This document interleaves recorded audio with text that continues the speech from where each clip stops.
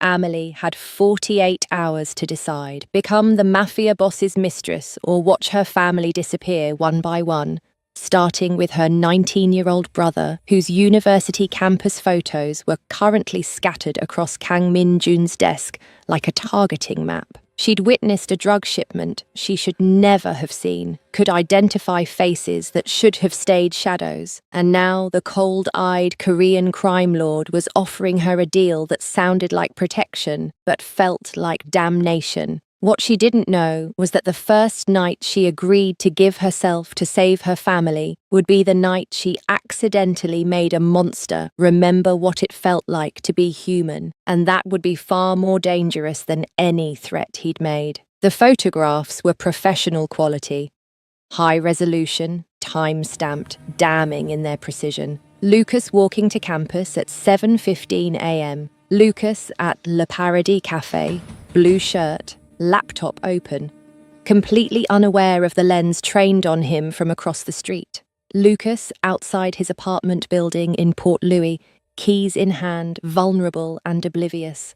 Amelie's hands shook as she stared at the images spread across the expensive mahogany desk in the underground office beneath Seoul's most exclusive gambling den. Behind her, she could hear the muffled sounds of the casino floor above.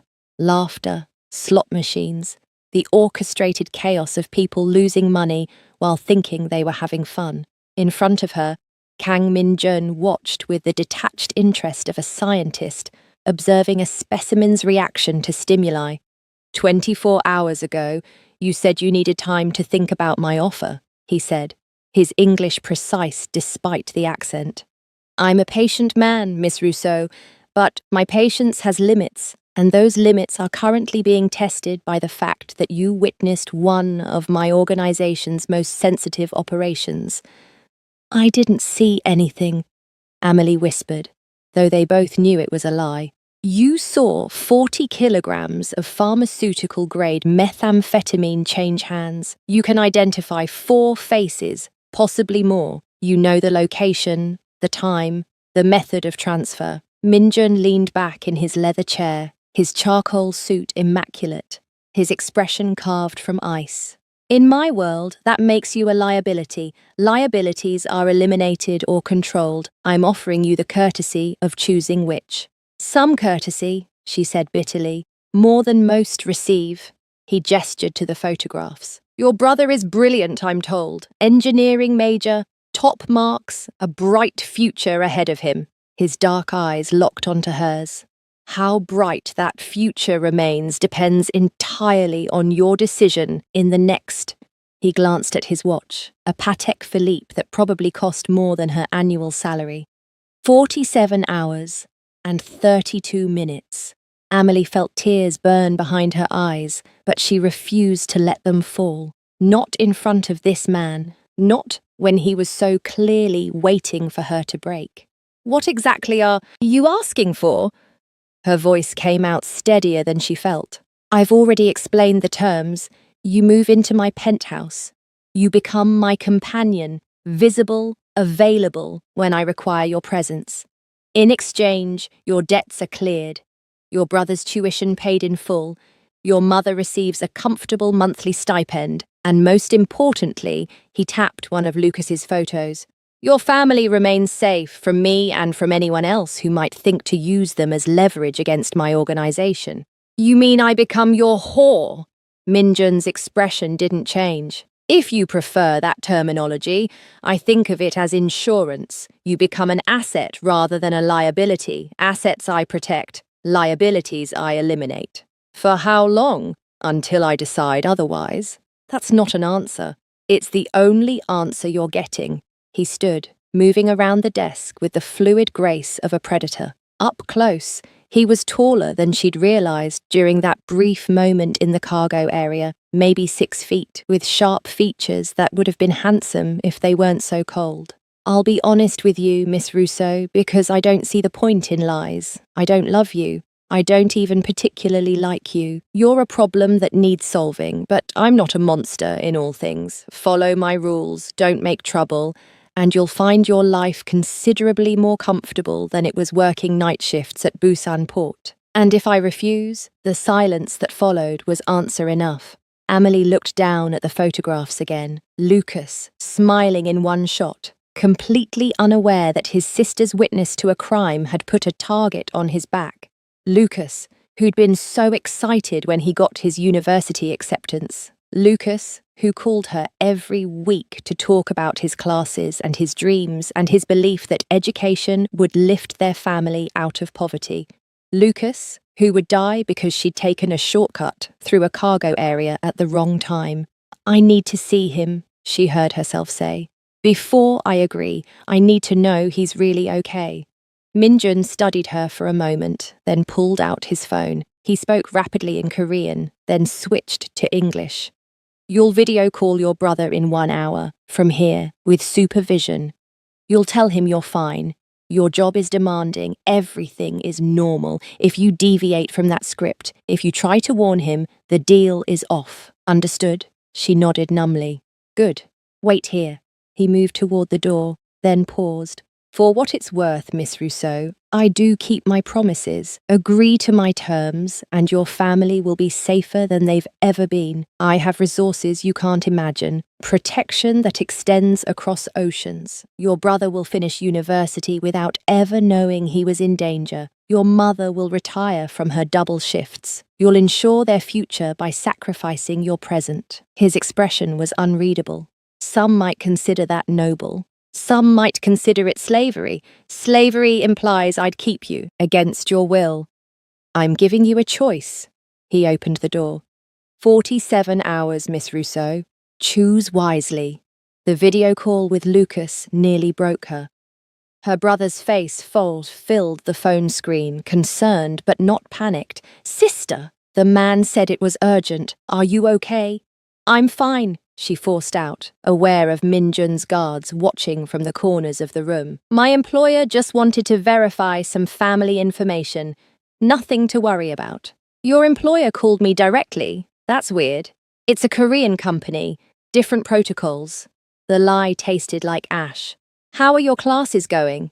They talked for 10 minutes. Lucas excited about his thermodynamics project, oblivious to the danger, planning for a future that depended entirely on Amelie's next decision. When they finally hung up, she sat staring at the blank screen, feeling the walls close in. A woman appeared, middle-aged, stern, impeccably dressed. Come with me, she said in accented English. Mr. Kang has arranged a room for you to rest while you consider his offer. The room was a luxury hotel suite 3 blocks from the gambling den. Private, secure, clearly designed to show her what accepting would mean. Comfort, safety, a gilded cage with expensive furnishings. Amelie didn't sleep that night, or the next day. She paced the suite, called her grandmother in Mauritius, listened to Celeste's weathered voice offer prayers and wisdom. Mon petit frère, her grandmother said in Creole. Sometimes God puts us in impossible positions to see what we're made of. Trust your heart. Whatever you choose, I will love you. Even if I choose something shameful, choosing to save family is never shameful. The shame belongs to those who force such choices. When the 48 hours finally expired, Amelie returned to the underground office with her decision made. Minjun looked up from paperwork when she entered. Well, I agree to your terms. Her voice was hollow. I'll be your, whatever you want to call it. But I have conditions. His eyebrow raised slightly. You're negotiating. You said I could choose. I'm choosing the terms I can live with. She forced herself to meet his cold gaze. I want weekly video calls with my family. Unsupervised. I want confirmation that my brother's tuition is paid and my mother's stipend is being sent. And I want, she swallowed hard, I want your word that if I do this, truly commit to this arrangement, you'll never hurt them. No matter what happens between us. Agreed. He said it so quickly, she almost didn't believe him. Anything else? If I want to leave, if at any point this becomes unbearable, will you let me go? Minjun was quiet for a long moment. If you want to leave, and I believe releasing you won't compromise my organization's security, then yes, you'll be free to go, with financial compensation for your time and continued protection for your family." He stood, moving closer. "But understand, once you're in my world, leaving safely becomes complicated. There are people who would see you as leverage against me. Walking away might not be as simple as you'd like." It wasn't the answer she wanted, but it was more honest than she'd expected. "Okay," she breathed. When does this start?" "Tonight. Pack whatever you need from your apartment. You'll be moving to my penthouse immediately." Everything after that became a blur. The car ride to her tiny Busan apartment, the surreal experience of packing a single suitcase while armed guards waited outside, the long drive to Seoul in the pre-dawn darkness, watching her old life recede with every kilometre. The penthouse was a different world entirely, 40 floors above the city, floor-to-ceiling windows overlooking a Seoul painted in neon and ambition. Everything was black marble and chrome and sharp edges, beautiful, expensive, utterly impersonal. Minjun showed her to a bedroom that was larger than her entire Busan apartment. "You'll stay here. My room is on the other side of the penthouse. When I call for you, you'll come, otherwise your time is your own. The kitchen is fully stocked. Staff will handle cleaning and cooking, though if you prefer to cook yourself, feel free." "When will you—" She couldn't finish the question. "Call for you?" His expression was unreadable. "When I'm ready. For now, settle in, learn the space, adjust." He left her alone, and Amelie stood in the centre of the expensive bedroom, clutching her grandmother's prayer beads, feeling like she'd just sold her soul and was waiting for the devil to collect. 3 days passed in strange limbo. Minjun worked from his home office, conducting business in rapid Korean, meeting with sharp-suited men who bowed and called him Hyungnim with fearful respect. Amelie saw him at a distance, crossing the penthouse, speaking on the phone, occasionally appearing at mealtimes with polite inquiries about whether she needed anything, but he didn't call for her, didn't demand the intimacy she'd agreed to provide, just left her alone in her beautiful prison. On the 4th night, a text message lit up the phone he'd given her. "My bedroom. Now." Amelie's hands shook as she read it. This was it. The transaction she'd agreed to, the price she'd pay for Lucas's safety and her mother's comfort. She found Min Jun by the floor-to-ceiling windows, the city lights painting him in amber and shadow. He'd discarded his suit jacket, white shirt rolled to the elbows, a glass of amber liquid in his hand. "You sent for me," she said, hating how her voice trembled. He turned, his gaze travelling over her slowly. She'd dressed in one of the outfits his stylist had left, a simple black dress that managed to be both modest and suggestive. "Come here." She crossed the space between them on legs that felt like water. When she was close enough to touch, he set down his glass and reached for her, not grabbing, but offering his hand. She took it, feeling the warmth of his palm against hers, the calluses that suggested he did more than give orders. "Are you afraid?" he asked quietly. "Yes. No point in lying. Good. Fear keeps you honest." He stepped closer, his free hand coming up to cup her jaw. "But I don't want you terrified. This arrangement works better if you're comfortable." "Comfortable?" she echoed numbly. "You make it sound like a business negotiation." "It is a business negotiation. You're providing a service. I'm providing compensation." His thumb traced her cheekbone, "But that doesn't mean it has to be unpleasant." Before she could respond, he kissed her. It wasn't brutal or demanding, just firm, purposeful, claiming. When he finally pulled back, she was breathless. "The bedroom," he said quietly. "What happened next would change everything.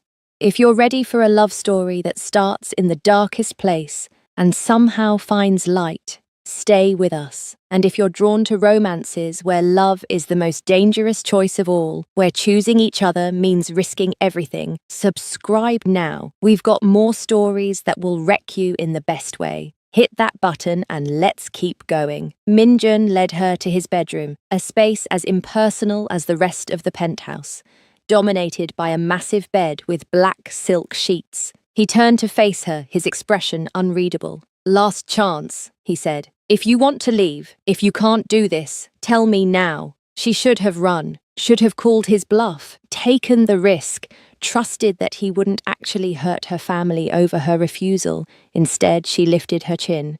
"I made a deal. I keep my promises." Something flickered in his eyes. Surprise, maybe, or respect. "Then understand, this is the only time I'll ask after tonight. If you stay, you're choosing to. Not because you're afraid, because you want to." "I don't want to," she said bluntly. "I know, but maybe you will." He moved closer, his hands finding the zipper of her dress. "I'm going to give you something you don't expect, Amelie. I'm going to make this good for you. Not because I'm kind, I'm not, but because a woman who hates every moment is a liability. A woman who finds pleasure despite herself is an asset who'll stay willingly." It was calculating, manipulative, and brutally honest, and somehow that honesty made it bearable. He undressed her slowly, his hands more gentle than she'd expected. When she stood naked before him, she saw his eyes darken with something that looked like genuine desire rather than cold acquisition. "Ayo," she whispered in Creole. Surprise, alarm, the realization that he was looking at her like she was beautiful rather than purchased. "What does that mean?" he asked. "Nothing, just surprise." "You're surprised I find you attractive?" His hand traced down her arm, leaving goosebumps. "You're beautiful, Emily. That was never in question." He led her to the bed, and what followed was a masterclass in seduction she hadn't expected. He touched her like he was trying to learn her, figure out what made her gasp, what made her arch into his touch despite her fear. When his hand slid between her thighs and found her dry, body betraying her fear despite his skill, he paused. "We'll take our time," he murmured, his fingers gentle as they explored. "I told you, I don't want you terrified." He worked her body with the same focused intensity she'd seen him apply to business negotiations, learning what made her breath catch, what made the fear slowly, reluctantly, give way to unwilling heat. By the time he finally positioned himself between her thighs, she was wet despite herself, her body betraying her mind's resistance. "Look at me," he commanded softly, and she did, met his dark eyes as he pressed forward, beginning to enter her. The sharp pain made her gasp, her hands flying up to push against his chest instinctively. He froze. Everything stopped, the pressure, the movement. Even his breathing seemed to pause. Minjun's expression shifted from concentration to shock, his eyes widening as understanding hit. "You're—" He stopped, his voice rough. "Bondi, you're—" "Please," she whispered in Creole, tears leaking from the corners of her eyes. Not from the pain alone, but from the vulnerability of this moment, the exposure of something she'd guarded. "Please, just, why didn't you tell me?" He pulled back slightly, though his body still pinned hers. "A virgin. You're a virgin, and you didn't think to mention this." "Would it have mattered?" she asked bitterly. Yes, the word was forceful, absolute. He withdrew completely, rolling to the side, his hand running through his hair in agitation. "Of course it would have mattered. I don't." He seemed unable to complete the thought. They lay there in charged silence, the Seoul skyline glittering beyond the windows, bearing witness to a transaction that had just become impossibly complicated. "I'm 24 years old," Amelie said finally, her voice small. "I've had opportunities. I was always too busy working, sending money home, taking care of family. Dating seemed like a luxury I couldn't afford. And then I came to Korea, and I was even more focused on survival, and I just never—" She stopped, feeling exposed in a way that had nothing to do with her nakedness. "I didn't think it mattered. You were going to take what you wanted anyway." "No." Minjun sat up, his back to her, his shoulders tense. I'm not. He turned to look at her, and she saw something in his expression she didn't expect. Conflict. I've done terrible things, Amelie. I've hurt people, killed people, built an empire on violence and fear, but I don't take innocence. Not like this. Not from someone who's only here because I threatened her family. Then what do we do? She whispered. He was quiet for a long moment, his jaw working. Then, I'm going to give you a choice. A real one this time. I'm going to make this good for you, as good as a first time can be with someone you don't love. And when dawn comes, you decide stay or go. If you stay, you're mine. Not as leverage, not as insurance. Mine. If you go, I'll protect your family anyway. No strings, no retaliation. Why? The question broke from her. Why would you do that? Because, he paused, seeming to search for words, because the way you looked at me when I pushed you down on this bed, like I was a monster you'd resigned yourself to enduring, that look is going to haunt me, and I'm trying very hard not to become the kind of monster who deserves that look. It was the most honest thing he'd said to her, maybe the most honest thing he'd said to anyone. Okay, she breathed, okay, make it good, show me what you meant. And at dawn, she swallowed hard. At dawn, I'll decide. What followed was nothing like she'd expected. Minjun touched her like she was something precious, something to be savoured. He kissed her slowly, deeply, swallowing her surprised gasps. He learned her body with patient hands, finding places that made her arch and moan despite her fear. Despite knowing this was still a crime boss who'd threatened her family to get her here. When he finally entered her again, slowly, carefully, giving her time to adjust to the stretch and burn, he watched her face in the dim light. Breathe, he murmured. Just breathe through it. It gets better. And impossibly, it did. The pain faded to pressure. Pressure to fullness. Fullness to something that made her breath catch for entirely different reasons. He moved with more restraint than she'd thought possible, building her pleasure in careful increments. When she came, shocked and gasping, her body clenching around him, he groaned like she'd undone him completely. His own release followed moments later, his face buried in her neck, his grip on her hips almost desperate. In the aftermath, they lay tangled together, both breathing hard, the city lights painting patterns on their sweat-slicked skin. Stay, he said into the darkness. It was somewhere between command and plea. When dawn comes, stay. Amelie didn't answer, couldn't answer. She just lay there, feeling everything shift, feeling the transaction become something neither of them had planned for, feeling impossibly like maybe the monster had a heart after all, and that terrified her more than any threat he'd ever made. When morning came, painting Seoul in shades of pink and gold, Minjun woke to find her still there, watching him with wary eyes. I'm staying, she said before he could ask. Not because I'm afraid, not because of my family. I'm staying because you made me a promise that if I stayed, I'd be yours, and I want to know what that means.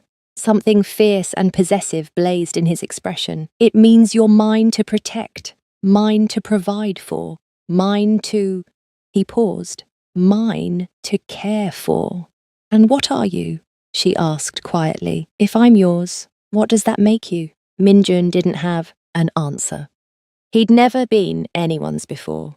Never belonged to anything except the organization, the codes, the violence. But looking at Amelie in the morning light, her dark skin luminous against his white sheets, her expression still wary but no longer merely afraid, he thought maybe he wanted to find out. Yours, he finally said. If you'll have me. She reached up and touched his face, a gentle gesture that no one had offered him in longer than he could remember. Mo content toi, she whispered in Creole. What does that mean? A small smile curved her lips, the first real smile he'd seen from her. It means I'm staying, but understanding what staying meant proved far more complicated than either of them anticipated. The first week passed in a strange dance of proximity and distance. Min-jun worked from his home office most days, conducting business in clipped Korean phone calls and video conferences where Amelie caught glimpses of sharp-suited men who bowed and called him Hyung-nim with the kind of respect born from fear. She learned quickly that he ran more than just a drug operation. There were shipping routes and protection rackets, gambling dens, and carefully laundered investments that touched legitimate business. She was sleeping with a man who built empires on other people's fear. The realization should have sent her running. Instead, she found herself watching him work with reluctant fascination. The way he commanded rooms without raising his voice, the precision with which he made decisions that probably ended lives, the cold calculation that seemed to govern everything, except, increasingly, when he looked at her. He'd been right about one thing. After that first night, everything changed. He didn't summon her to his bed like a servant. He appeared at her door near midnight, knocking softly, asking rather than demanding. And when she let him in, which she did, every time, hating and craving it in equal measure, he touched her like she was something he was learning to value beyond mere possession. "Tell me about Mauritius," he said one night, his fingers tracing lazy patterns on her bare shoulder in the darkness. "What's it like, your island?" So Amelie told him about Port Louis with its mix of African, Indian, Chinese and French influences all bleeding together, about beaches with sand so white it hurt to look at in the midday sun, about her grandmother Celeste, who kept a statue of the Virgin Mary next to one of Durga and saw no contradiction, about street food that made her mouth water just remembering dol puri and gâteau piments, and mine frite sold from carts where vendors knew your name and your family history going back 3 generations. "It sounds chaotic," Min-jun said, but his tone was curious rather than judgmental. "It is. Beautiful chaos. Everyone knows everyone. Privacy doesn't exist. Your business is the neighborhood's business." She smiled in the dark. "Very different from Seoul. Here you can live in a building with 100 people and never speak to a single neighbor. I prefer it that way. Less complicated. Less human, you mean?" He was quiet for a moment. "Maybe, but humanity is a luxury in my world. Caring about people makes you vulnerable, gives your enemies leverage. Like I'm leverage," she said, the words sharper than intended. "You started as leverage." His arm tightened around her. "You're becoming something else." "What?" "I don't know yet. That's what terrifies me." The honesty disarmed her, the way his honesty always did. He was a monster who never lied to her, and that somehow made him bearable, made him almost not good, but real. "I miss my grandmother's cooking," Amelie said eventually, changing the subject because the emotional honesty felt too raw. "Korean food is beautiful, but it's not home. Everything here is kimchi and soup and fermented things I don't understand. I miss food that tastes like sunshine and spice and the ocean." "Then make it," Min-jun said simply. "The kitchen is yours to use. Tell the staff what ingredients you need. If they don't exist in Korea, I'll have them imported." "You'd import Mauritian ingredients for me?" "I'd do considerably more than that if it made you stop looking so sad when you think I'm not watching." The casual admission made her chest tight. This was the contradiction that was Min-jun, the man who'd threaten her family without hesitation, would also move heaven and earth to ease her homesickness. Both things were equally true, equally him. 2 days later, she found herself in the penthouse's immaculate kitchen, with a shopping list that made the housekeeper's eyes widen. Yellow split peas, cumin seeds, turmeric, the specific type of flour used for Mauritian flatbread. Some ingredients arrived within hours from Seoul's international markets. Others took 2 days to import from specialty suppliers. By the 3rd day, Amelie was elbow-deep in dough, making dol puri for the first time in 2 years, and the smell of it, cumin and turmeric and ground split peas, made her eyes sting with memories of home. She was so focused on the task that she didn't hear Min-jun enter the kitchen, didn't notice him watching until his voice made her jump. "What are you making?" She turned to find him in the doorway, his usual sharp suit replaced by more casual clothes, dark slacks and a fitted black shirt that made him look younger, almost approachable. "Dal puri," she said, her hands continuing to knead the dough. Traditional Mauritian street food. Flatbread stuffed with split peas. You eat it with curry and pickles and, she caught herself. You probably won't like it. Korean food is so different from, show me, he interrupted. She blinked. Show you? How to make it? I'm curious. And so, for the next 2 hours, Amelie taught a Korean Mafia boss how to make Mauritian flatbread in a Seoul penthouse 40 stories above the city. She walked him through soaking the split peas, grinding them with cumin and turmeric, kneading the dough until it was elastic and smooth. He was surprisingly good with his hands, she discovered, patient and precise, following her instructions with the same focus he brought to his criminal empire. You have to feel it, she explained, guiding his hands in the dough. Not too dry, not too wet. When it's ready, it'll feel like silk, smooth and alive under your fingers. His hands stilled under hers. Like this.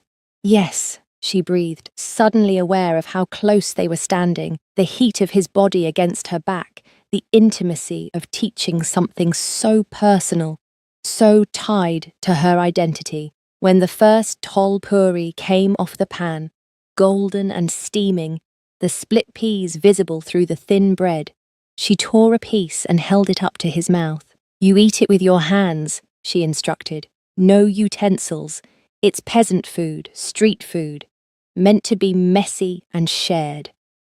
He bit into the piece she offered, chewing thoughtfully. She watched his face, trying to read his reaction, terrified he'd hate it, that this piece of her culture would be rejected the way so much about her felt foreign in Korea. Then he smiled, a real smile, reaching his eyes for the first time since she'd met him. "It's good," he said, sounding genuinely surprised. "Spicy, but good. What's in the filling again?"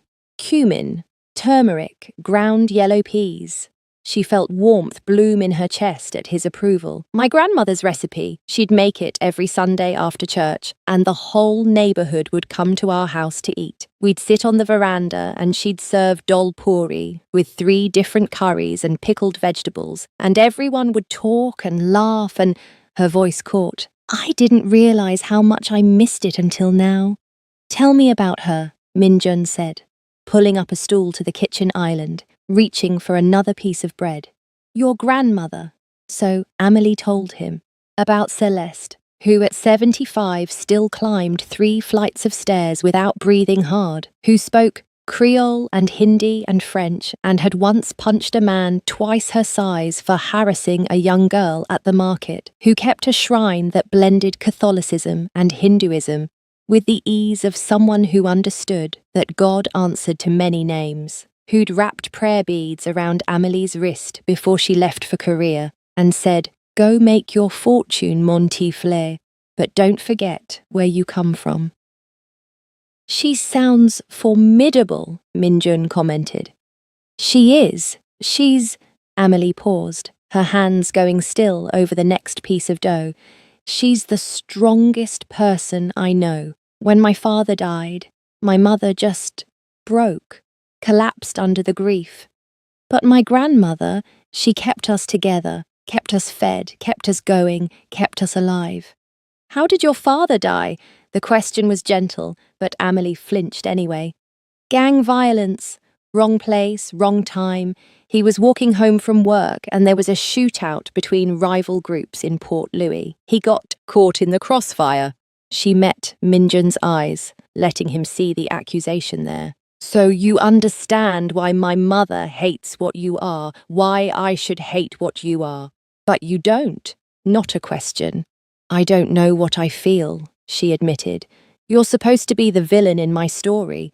the monster who threatened my family, who forced me into his bed. But you're also the person who noticed I couldn't eat Korean breakfast and ordered French toast instead, who holds me when I cry, who just spent 2 hours learning to make my grandmother's recipe because I was homesick. People contain multitudes, Minjun said quietly. I've killed people, Amelie, ordered deaths, built an empire on violence and fear. Those things are true. It's also true that I care whether you eat breakfast. Both things exist simultaneously.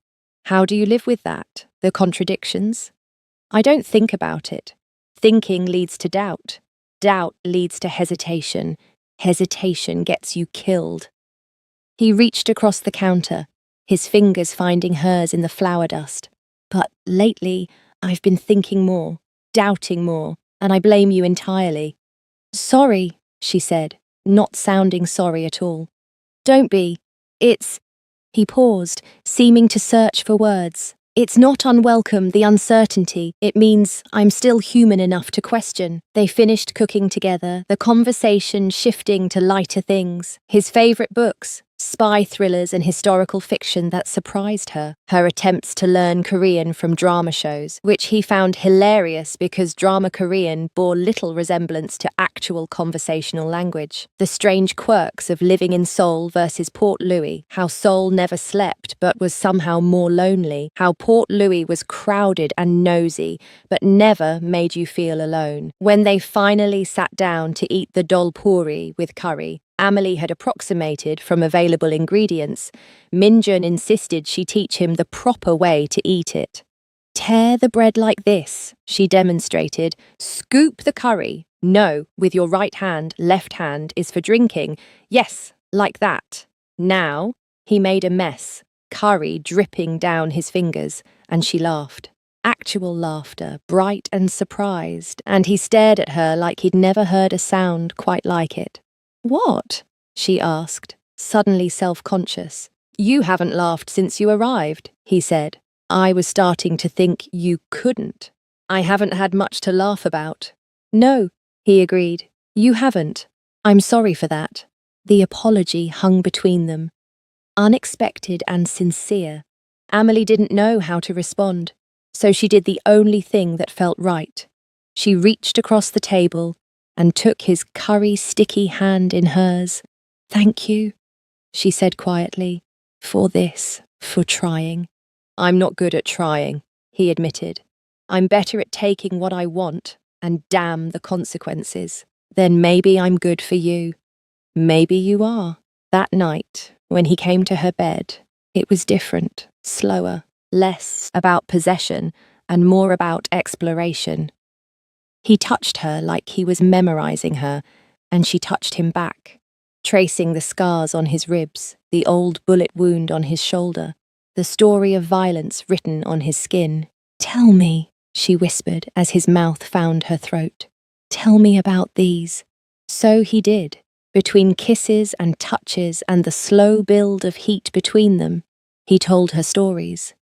The bullet wound from a deal gone wrong when he was 23, the knife scar along his ribs from a rival who'd gotten too close, the smaller marks from childhood, a father who believed pain built strength, a world that rewarded hardness over humanity.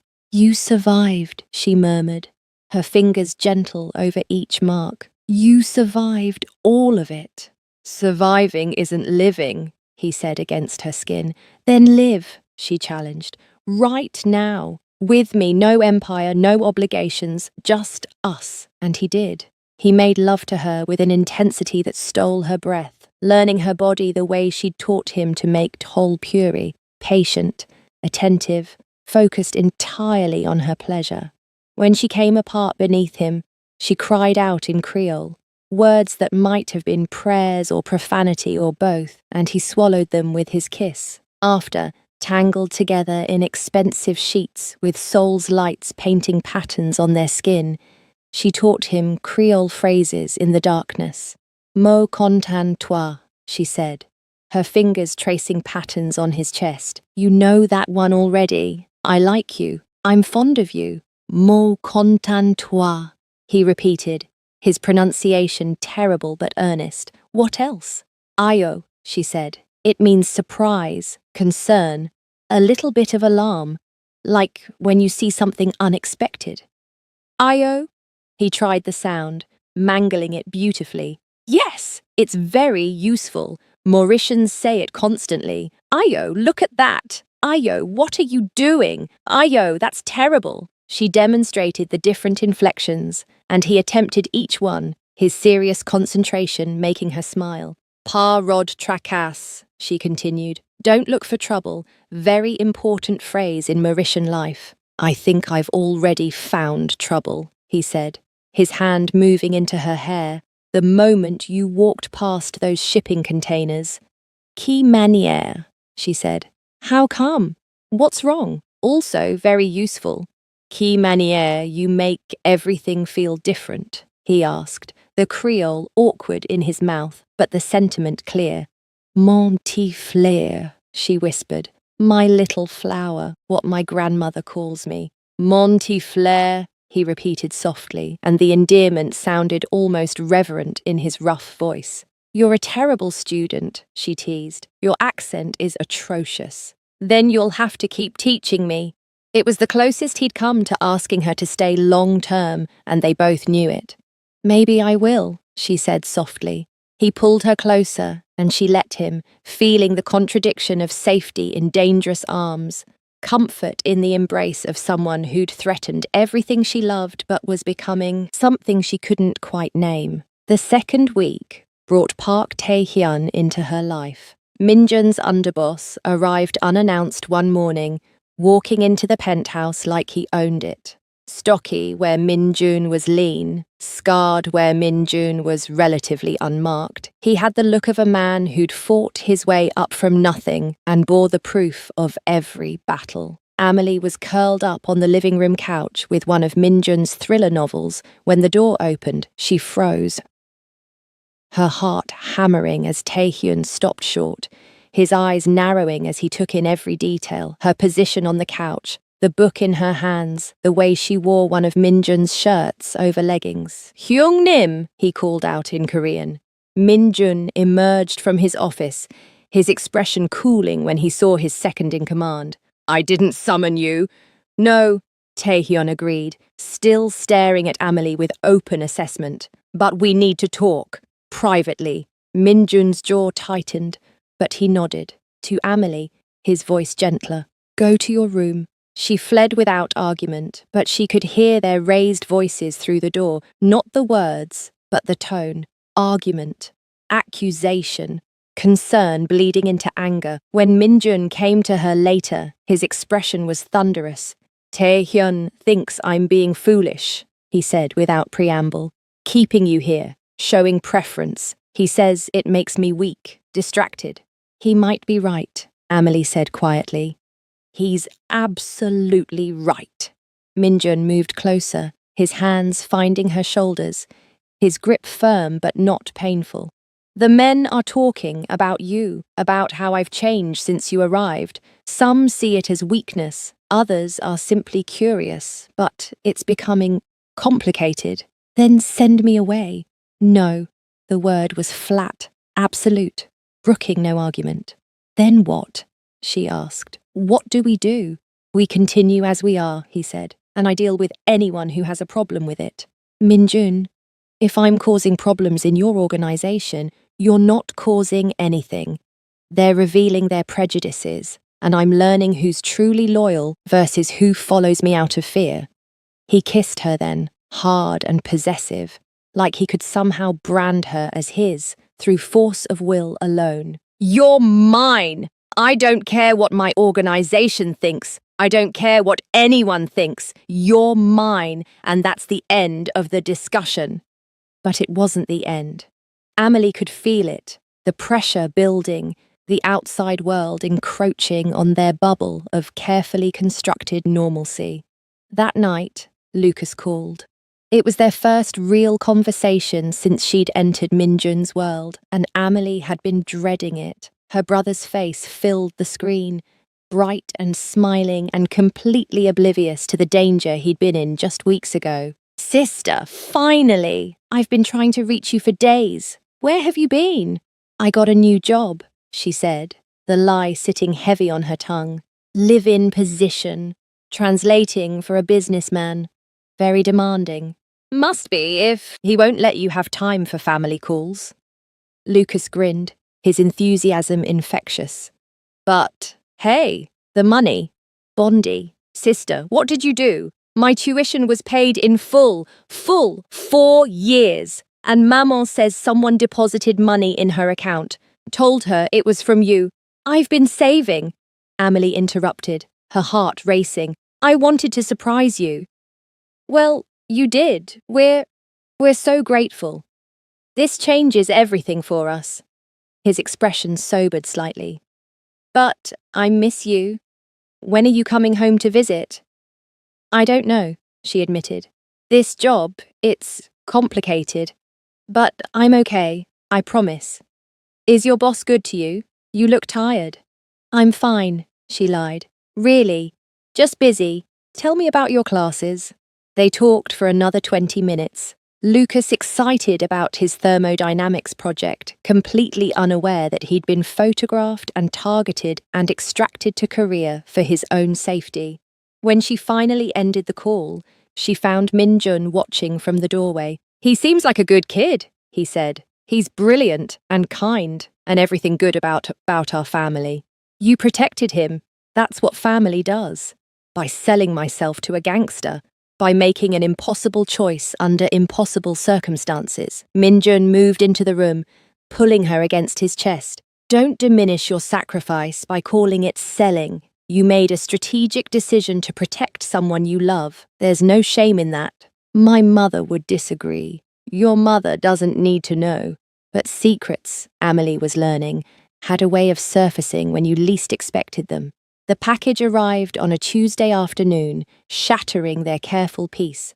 Amelie had been grocery shopping with her assigned escort, one of Min-jun's younger soldiers who spoke broken English and spent the entire trip looking simultaneously bored and hypervigilant. She'd grown used to the constant supervision, the way security shadowed her whenever she left the penthouse, the careful choreography of her limited freedom. But when they returned to the building, she found photographs scattered outside the penthouse door. At first, she didn't understand what she was looking at. Just pictures, glossy and professional, scattered across the expensive hallway carpet, like dropped playing cards. Then her brain processed the images and her stomach dropped through the floor. Lucas, her brother, in every photo, walking to campus, sitting in the cafe with the blue shirt she'd seen him wearing on their video call, outside his apartment building, each image marked with a timestamp and location precise as a targeting matrix. And a note, in Korean characters she couldn't read, but the threat was universal in its clarity. Bondi, she breathed, her hands shaking as she gathered the photos. No, no, no. Her escort was already on his phone, rapid Korean into the receiver, his posture shifting from casual to combat-ready in an instant. She didn't remember the elevator ride up, didn't remember entering the penthouse. Suddenly, she was just there, photos scattered across Min-jun's desk, while he stared at them with an expression that could have frozen hell. Taehyun stood beside him, his scarred face grim. Jang faction, he said quietly. They've been watching for weeks. Min-jun held up the note, his knuckles white with the force of his grip. When he spoke, his voice was deadly calm, the kind of calm that preceded violence. They want information, shipment schedules, route details, payment structures. They want her to give them everything she's learned about our operations. He looked at Amelie, and she saw something dangerous in his eyes. They're giving us 48 hours. Deliver the information or they kill Lucas, she finished, her voice hollow. Not kill, not immediately. Min-jun set the note down with deliberate care. They'll take him first, use him for leverage, extract information through torture if necessary. Then, depending on cooperation, he didn't finish the sentence. He didn't have to. Amelie's legs gave out. She sank into the chair behind her, the photos blurring as tears spilled down her face. This is my fault. If I hadn't stayed, This is not your fault, Minjun said sharply, moving to kneel in front of her chair, his hands gripping hers hard enough to ground her. This is the Jiang faction seeing an opportunity and taking it.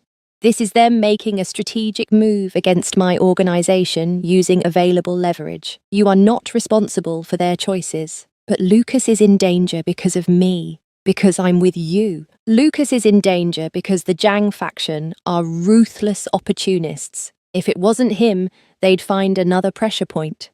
His grip tightened. But I will handle this. Do you understand? I will get your brother to safety. How?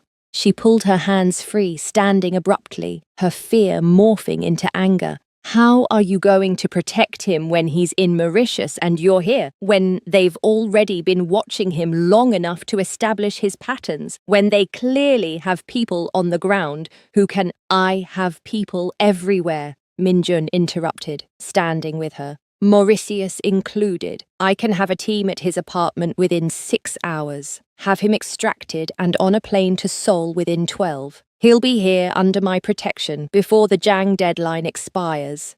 And then what? He lives in hiding forever? Becomes a prisoner like me? The words hung between them, sharp and accusing. Minjun's expression didn't change, but something flickered in his eyes. You're not a prisoner, aren't I?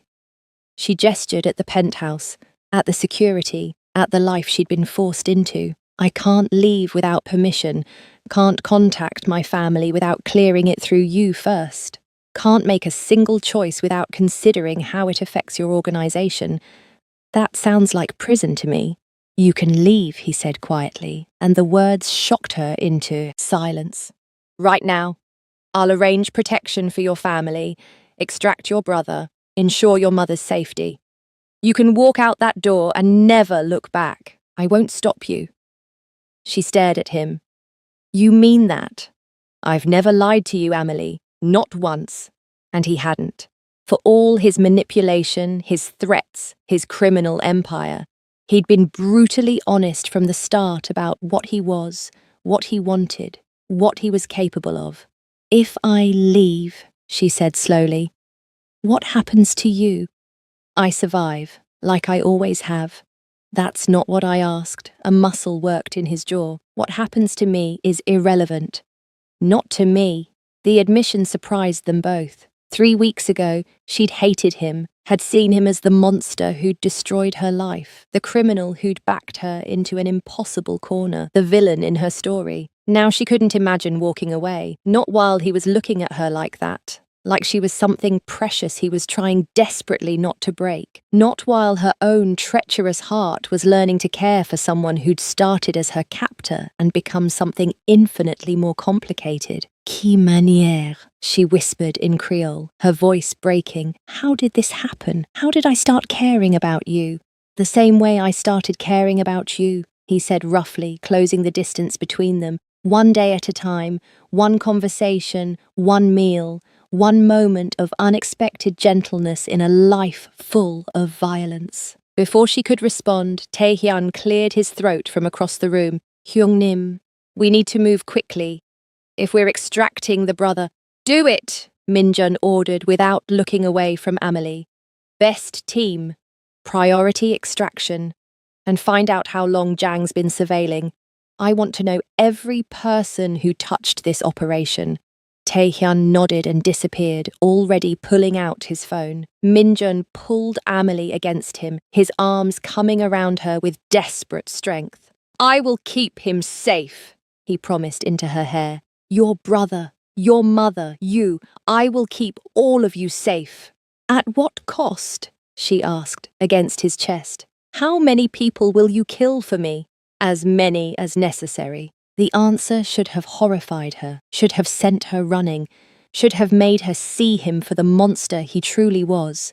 Instead, she felt a dark, shameful warmth bloom in her chest, because part of her, the part that had been formed in the aftermath of her father's senseless death, the part that had struggled and scraped and fought for every small victory, wanted someone willing to do violence on her behalf.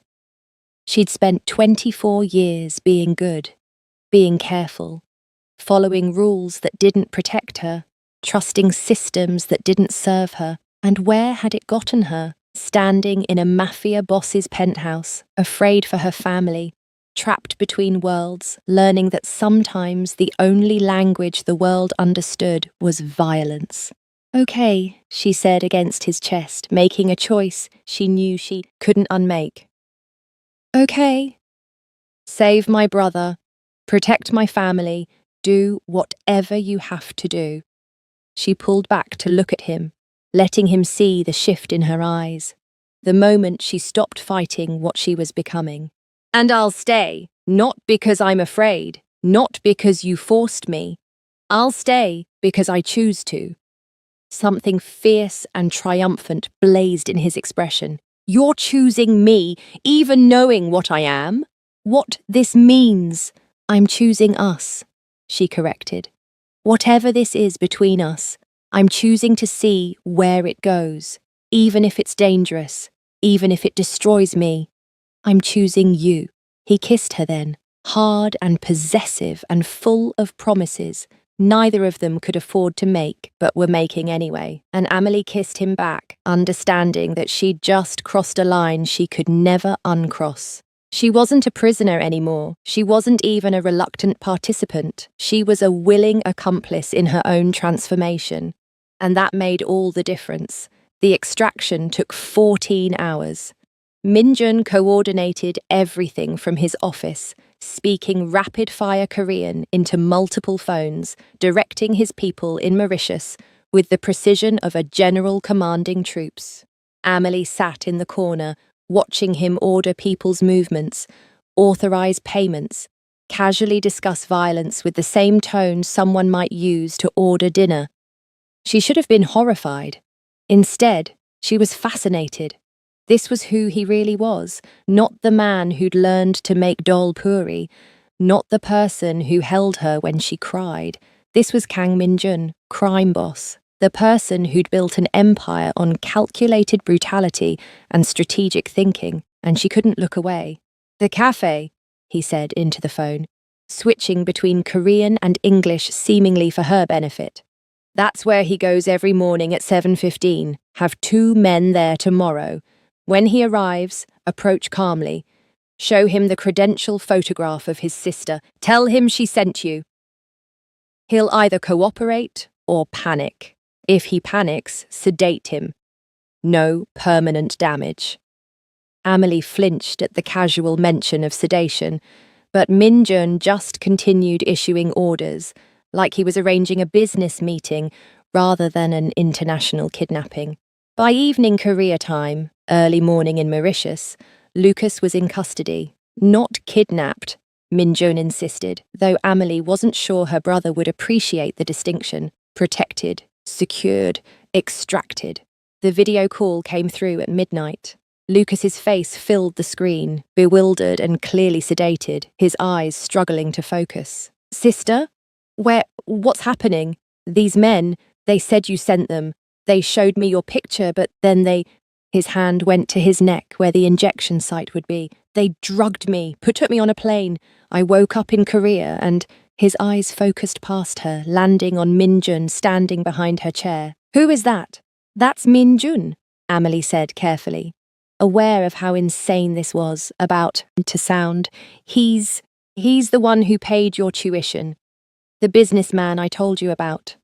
The businessman you work for? Lucas's eyes narrowed despite his drug-induced haze. Sister, what's really going on? And don't lie to me, you've never been a good liar. So Amelie told him, not everything. She spared him the details of the transaction, the initial coercion, the way she'd traded her body for his safety. But she told him enough, that she'd witnessed something dangerous, that she'd made a deal to protect the family, that Min-jun's world had enemies who saw her, and by extension Lucas, as leverage. Her brother listened in silence, his expression cycling through disbelief, anger, fear, and finally a weary acceptance that made him look far older than 19. So what now? He asked when she'd finished. I just live here with you and the gangster who bought my sister. I wasn't bought, Amelie protested, though the words felt hollow. Really? Because from where I'm sitting. Enough! Minjun cut in, his voice quiet but commanding enough to snap Lucas's mouth shut. You're angry. That's understandable. You were drugged, taken from your home, brought to a foreign country without consent. But your anger won't change the situation. You're here because people wanted to hurt you to get to me. You'll stay here until that threat is neutralized. Then you can decide where you want to go.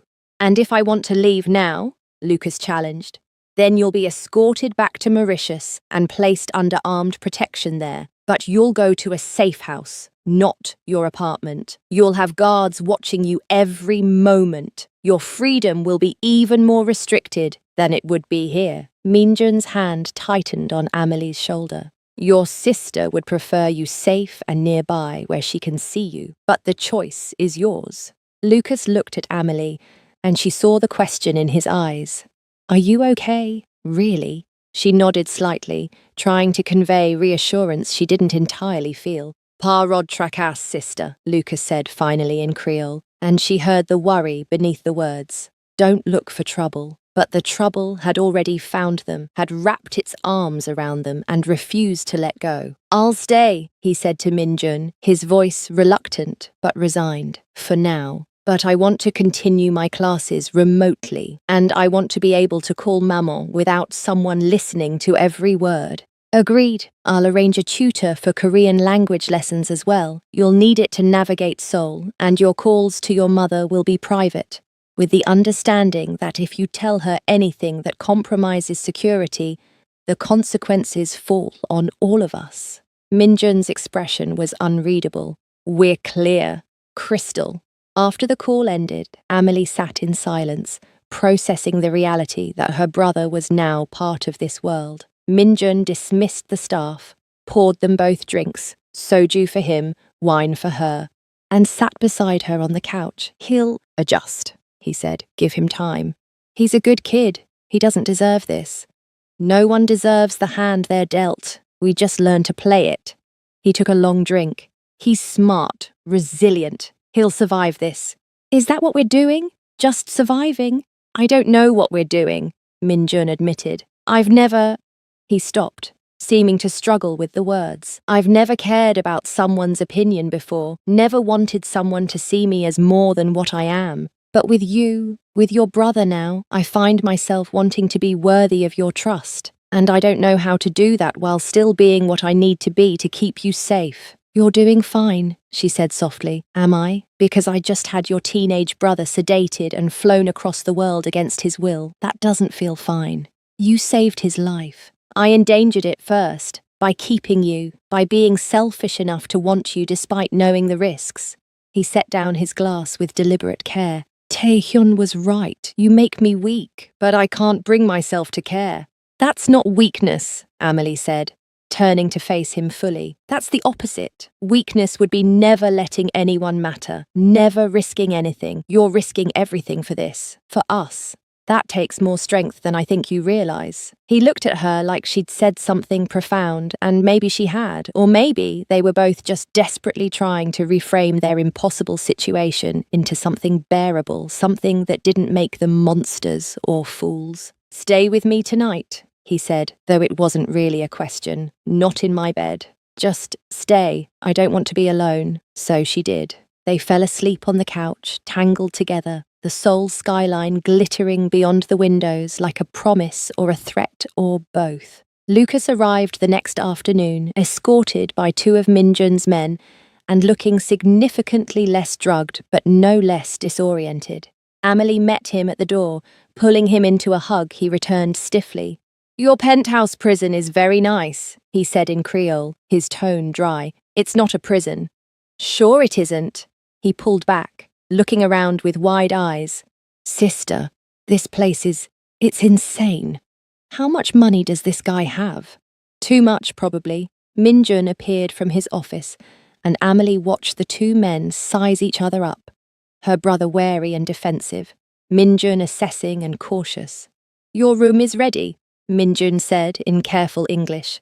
Third door on the left. Your belongings from Mauritius are being shipped and should arrive within the week. In the meantime, I've arranged for basic necessities and a laptop so you can continue your studies." "How generous," Lucas said, his sarcasm barely veiled. "I'm not asking you to like me," Minjun said evenly. "I'm asking you to survive this situation with your family intact. Can you do that?" Lucas was quiet for a moment, then nodded once. "Yeah, I can do that." Over the next few days, a strange new rhythm emerged. Lucas occupied the guest room, emerging mainly for meals and Korean language lessons with the tutor Minjun had hired. A cheerful university student who didn't ask questions about why a Mauritian teenager needed emergency language training. He was polite but distant with Minjun, protective and worried with Amelie. "You're different," he said to her one evening when they were alone. They'd been making minor frite together, the familiar ritual of cooking giving them an excuse to talk. "Since I last saw you, you're, I don't know, more present, more you, somehow." "That doesn't make sense." "It does, though. In Mauritius, before you left, you were always so focused on providing, on being the responsible one. You never let yourself just be. But here, even in this crazy situation, you seem more alive." "Maybe because I have no choice," Amelie said, stirring the noodles with more force than necessary. "When your options narrow to survival or surrender, you learn to be present pretty quickly." "Or maybe it's him," Lucas said quietly. "The gangster.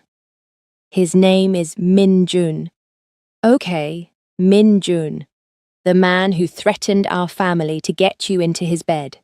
Lucas's voice was careful, not accusatory, just observing. "You care about him, really care about him." "I shouldn't, but you do." Amelie was quiet for a long moment, the smell of ginger and soy filling the kitchen with memories of home. "Yes," she finally admitted, "I do, and I don't know if that makes me strong or stupid or just broken somehow, that I can care about someone who started as my captor." "Maybe it just makes you human," Lucas said. "People are complicated, feelings don't follow logic, and from what I've seen—" He paused. "He looks at you like you're the only real thing in his world. That's not nothing. He's killed people, Lucas. He runs a criminal empire. He's everything Papa would have hated. Papa died before I could remember him. I don't know what he would have thought, but I know what I see. A man who extracted me from danger within hours, who's treating me with more respect than I expected, who clearly cares about you in a way that's—" Lucas struggled for words. "It's intense, maybe too intense, but it's real. That doesn't make it right." "No, but maybe it makes it worth fighting for anyway." The observation from her 19-year-old brother shouldn't have hit so hard, but it did. That night, when Minjun came to her room, she told him what Lucas had said. "Your brother is perceptive," Minjun said, pulling her against his chest. "And he's not wrong. What I feel for you, it's the most real thing I've felt in longer than I can remember. Maybe ever."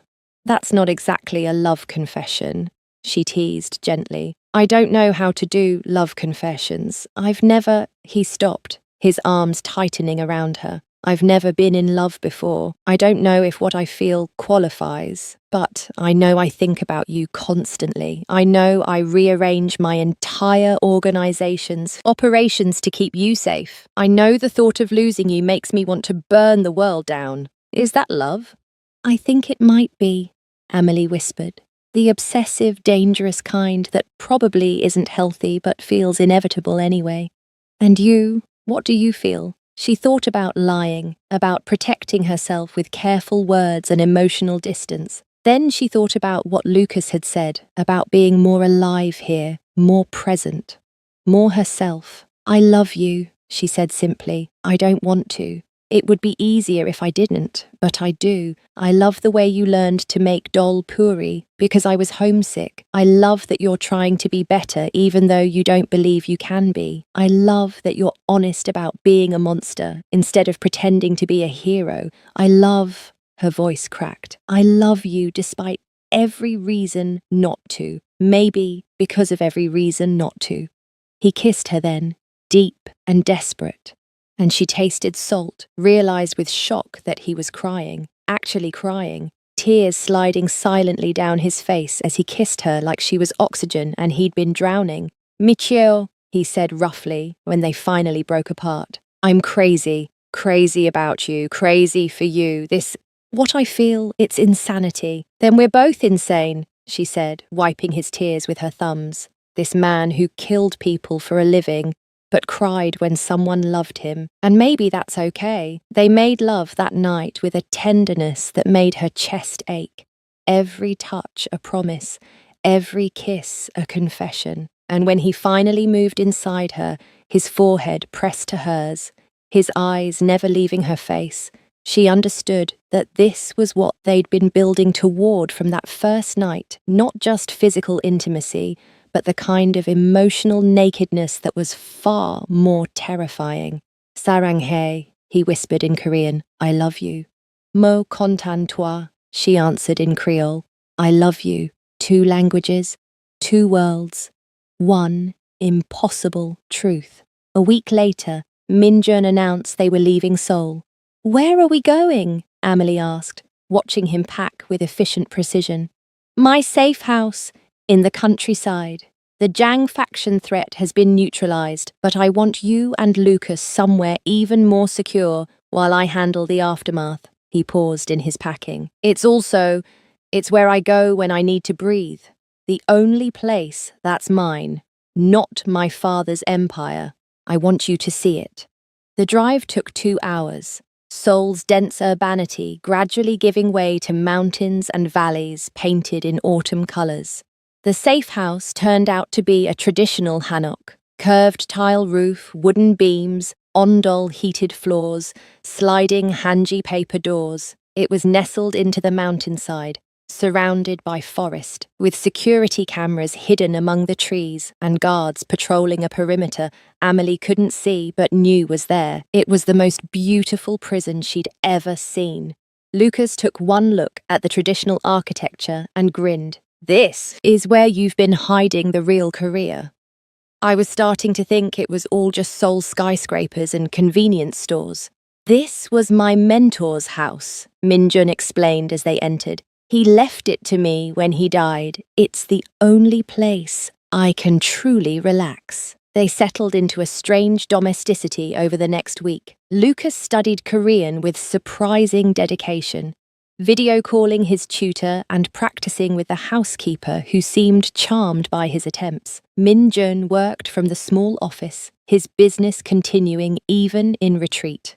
And Amelie cooked. She made gâteaux piments, those Mauritian chili cakes that required precise spice ratios and patience. The smell of them frying filled the hanok, with memories so strong she had to stop and cry for a moment, overwhelmed by homesickness. Minjun found her crying into the batter. What's wrong? He moved to stand behind her, his arms coming around her waist. I miss home, she admitted. I miss my grandmother. I miss my mother, even though she'd hate everything about this situation. I miss the ocean and the language and the food that doesn't need translation. She wiped her eyes with the back of her hand. I miss being somewhere I belonged. You belong here, he said quietly, with me, if you'll let yourself believe that. I'm Mauritian, you're Korean, your world is violence, and mine should have been, safety. How do we belong together? Because we choose to, because belonging isn't about where you're from, it's about where you decide to be. He turned her in his arms.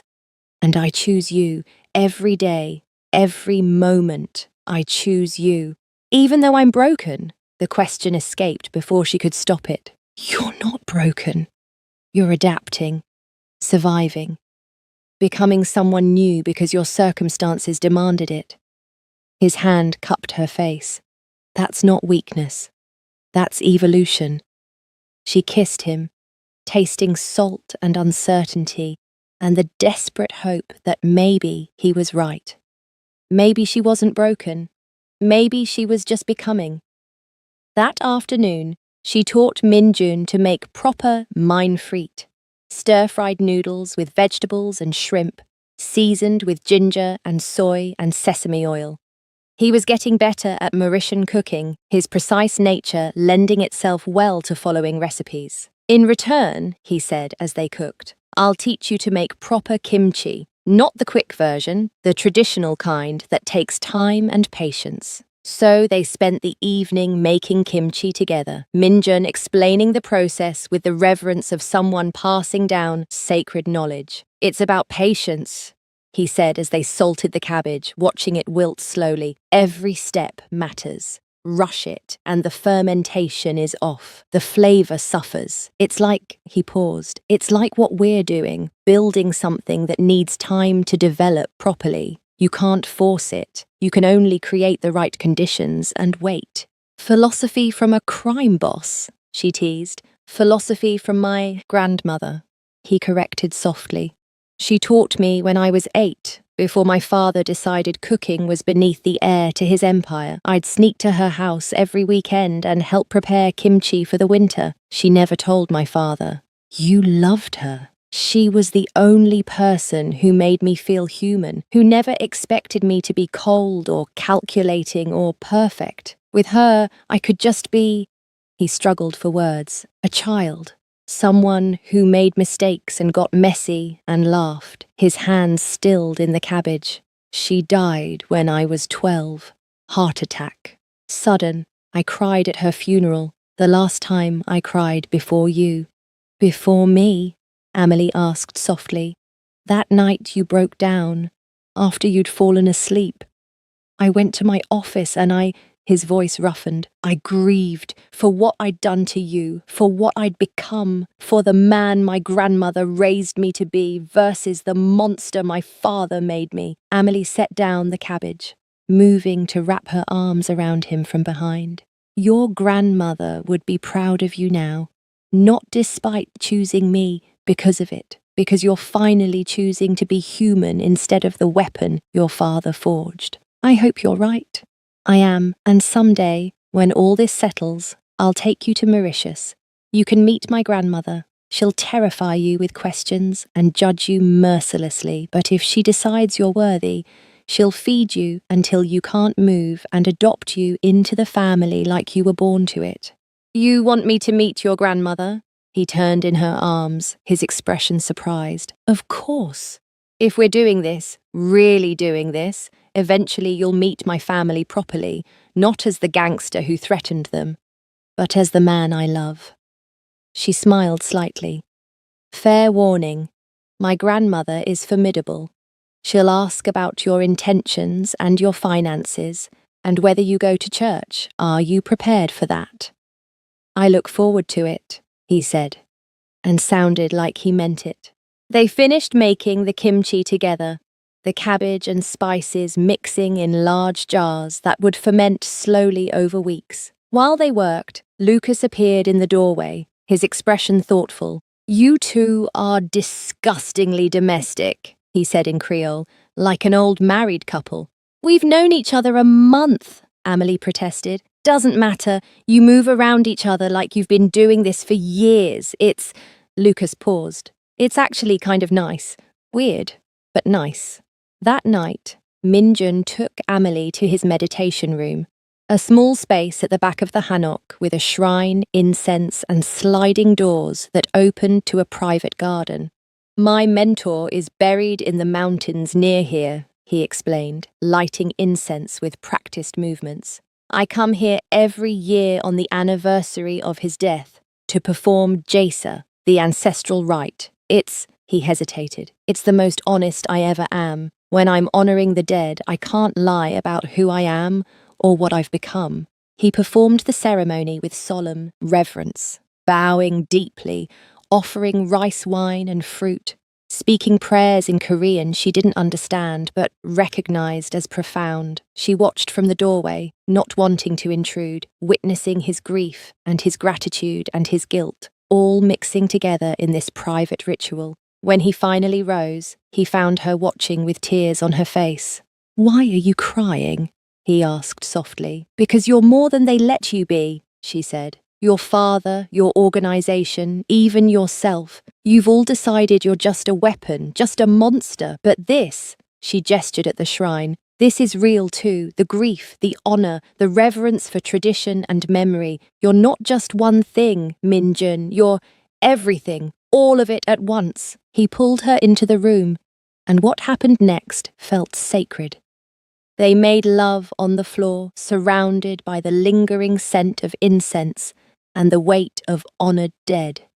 Minjun moving inside her with a reverence that made her breath catch. Every touch felt like worship, every whispered endearment, Korean and Creole mixing in the darkness, felt like prayer.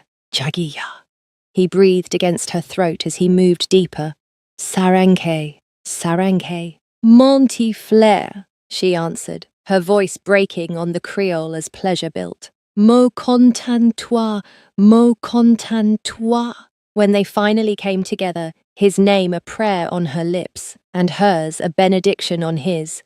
She understood that this was its own kind of worship, this connection between them, built from impossible beginnings and sustained despite every obstacle. It was holy in its defiance of everything that should have kept them apart. After, wrapped in his arms on the meditation room floor, she whispered against his chest, "Your mentor would be proud of you, not despite me, because you're finally choosing to be human instead of just surviving.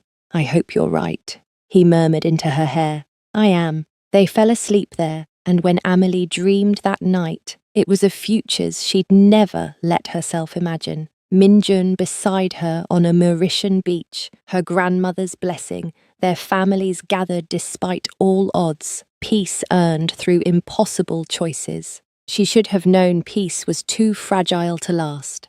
The days at the Hanok blurred together in a way that felt both too fast and achingly slow.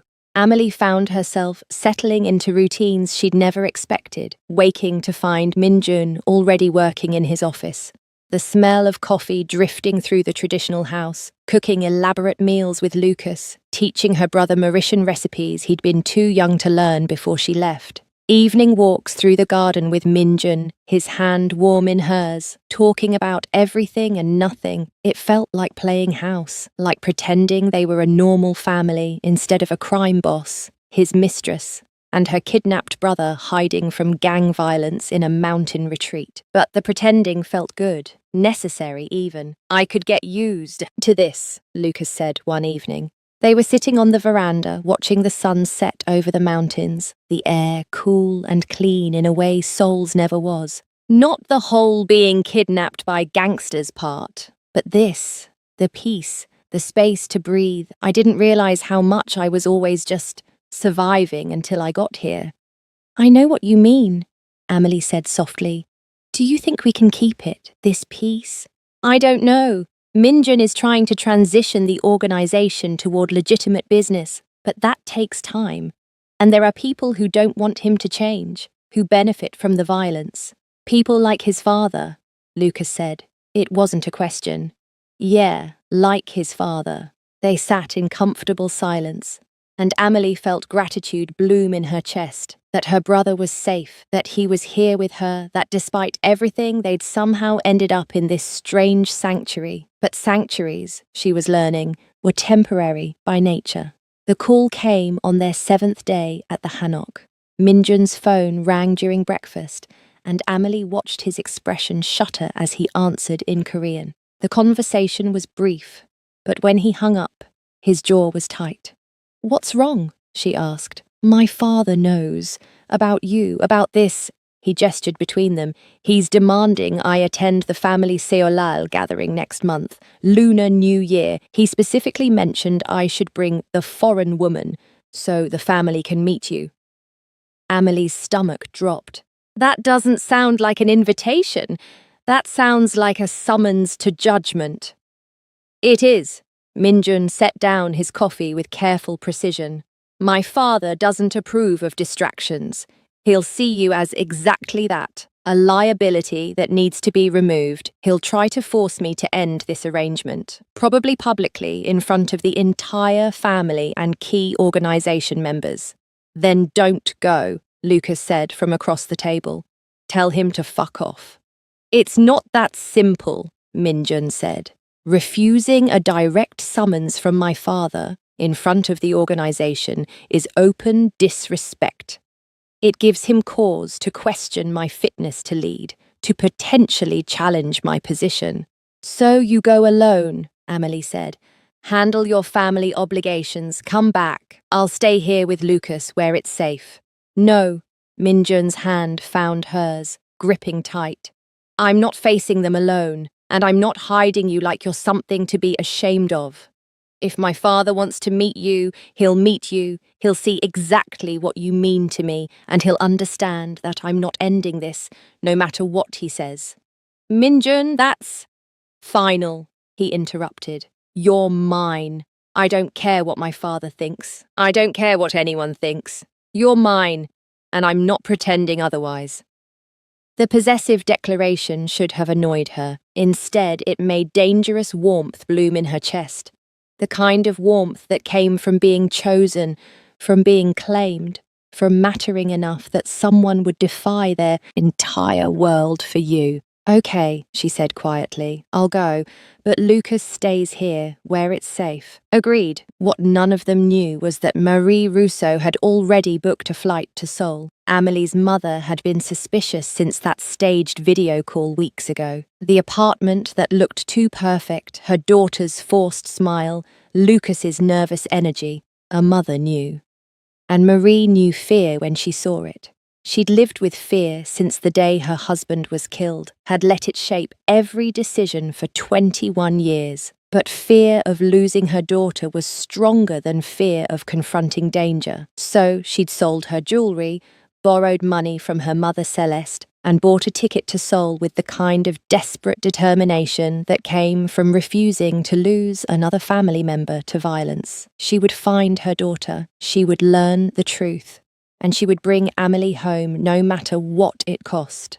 The collision of these two forces, Minjun's father summoning them to judgment, and Marie travelling to Korea to rescue her daughter, would happen in 3 weeks, at Lunar New Year, when both families would demand Amelie choose between the life she'd built and the family she'd left behind, when everything they'd carefully constructed would shatter. But for now, in the peaceful sanctuary of the mountain Hanok, Amelie had 3 more weeks of pretending, 3 weeks of stolen domesticity, 3 weeks of loving a man who was trying desperately to be worthy of her love. 3 weeks before the world came crashing back in, she intended to make every moment count.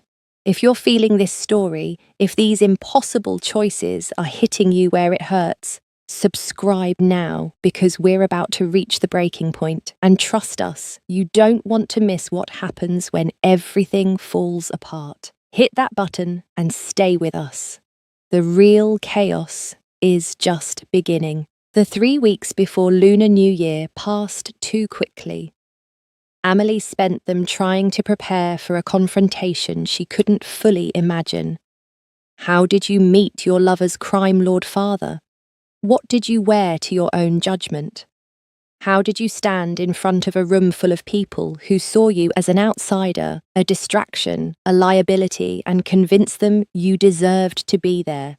Minjun tried to prepare her, giving her details about Korean customs, about how to bow properly, about the hierarchy she'd be walking into. But there was only so much preparation could do when you were about to face a man who'd built an empire on brutality and saw emotion as weakness.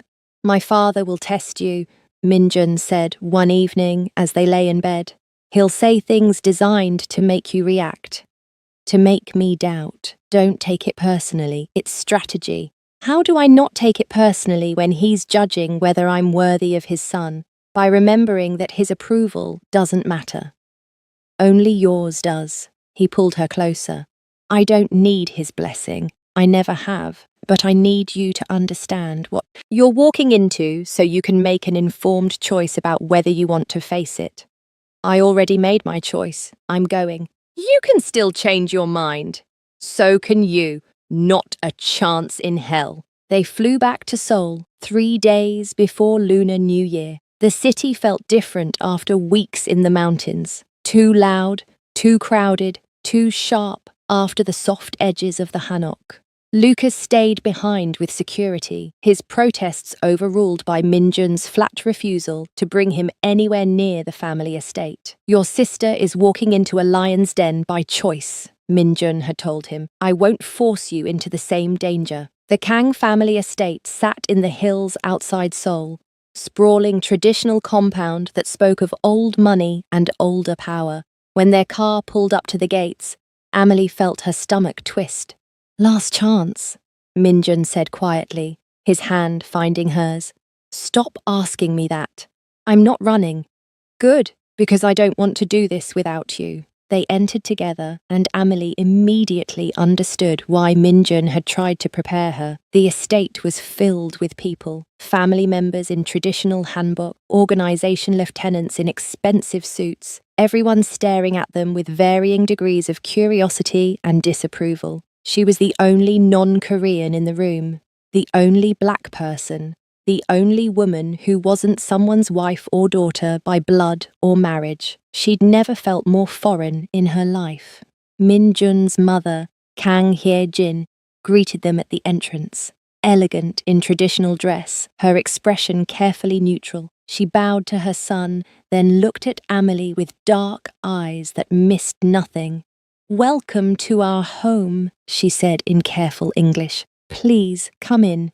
The interior was traditional Korean luxury, ondol floors, sliding doors, expensive art on walls that had witnessed generations of power. Other guests had already arrived, all dressed formally, all watching Amelie like she was an exotic animal that had wandered into their carefully cultivated world. Minjun stayed close, his hand on the small of her back, a silent claim that made several older men frown. Taehyun appeared beside them, bowing respectfully.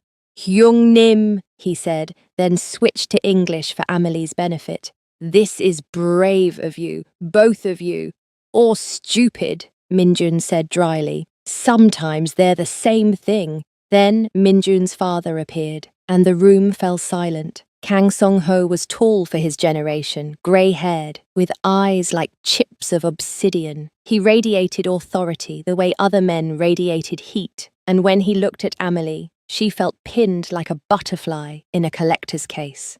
"So," he said in perfect English, his voice carrying across the suddenly quiet room, "this is the translator who's been living in my son's penthouse for the past 2 months." "Father," Minjun said, his tone carrying warning. "What? Should I pretend I don't know? That my sources haven't told me everything about Amelie Rousseau, her family, her debts, the convenient way those debts were paid shortly after she witnessed one of your operations?" Sung-ho's smile was cold. "I'm old, not blind." The room was silent, everyone watching the confrontation with avid interest. "Amelie is under my protection," Minjun said carefully, his voice measured but firm. "That's all the family needs to know." "Protection?" Sung-ho's laugh was harsh. "Is that what we're calling mistresses now? How progressive of you." Amelie felt her face heat with humiliation, but Minjun's hand tightened on her back, a silent request to let him handle this, to trust him. "She's not a mistress," Minjun said, his voice dropping into a register Amelie had learned meant danger. She's important to me, and you will show her respect." "Respect?" Sung-ho's expression hardened. "You want me to respect the foreign woman who's made you weak, who's distracted you from your duties, who's caused complications with the Jang faction that got 3 of our people killed? The Jang faction was handled by you abandoning your position, by you prioritizing this woman over the organization." Sung-ho moved closer, his voice rising. "You think I don't know what you're planning? Transitioning to legitimate business? Dismantling operations that took me 30 years to build? For what? For her?" Before Minjun could respond, there was a commotion at the entrance. Raised voices in Korean and broken English, someone arguing with security. "Let me through! My daughter is in there, I know she is!" Amelie's blood turned to ice. She knew that voice. The doors slid open, and Marie Rousseau stood there, 52 years old and fierce with maternal rage, having somehow bullied her way past Minjun's security through sheer force of desperate will. "Maman?" Amelie breathed, her voice barely above a whisper. "Bondi, what are you doing here?" Marie's eyes found her daughter across the room, and the relief in her expression shifted immediately to horror as she took in the scene. The expensive estate, the obviously powerful people, Minjun's hand possessive on Amelie's back. "So it's true," Marie said, her voice breaking. She switched to rapid Creole, words spilling too fast for most people in the room to follow. "I hoped I was wrong. I prayed I was wrong, but you're really with him. The gangster. Just like your father, killed by gang violence, and you're sleeping with one of them." "Maman, please let me explain." "Explain what?" Marie moved into the room, and Amelie saw her mother truly for the first time in months, thinner, older, worn down by years of grief and worry. "Explain how my daughter sold herself, how you lied to me for months, how Lucas is hiding somewhere because rival gangs threatened him." "You know about Lucas?" Amelie felt the room closing in. "I know everything. I hired an investigator. Cost me everything I had, but I know you witnessed a crime. I know this man." She gestured at Minjun with something close to disgust. "This criminal threatened you, forced you into his bed, and you—" Her voice cracked completely. "Io, daughter, how could you? After what happened to your father, after everything I've done to keep us safe, how could you willingly enter this world?" The silence in the room was absolute.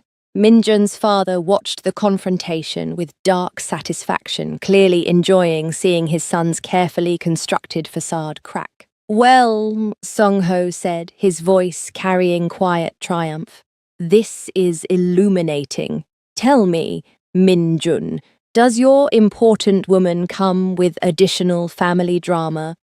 Because from where I stand, she's looking more like a liability every second." Minjun's expression had gone dangerously cold. "My relationship with Amelie is none of your concern.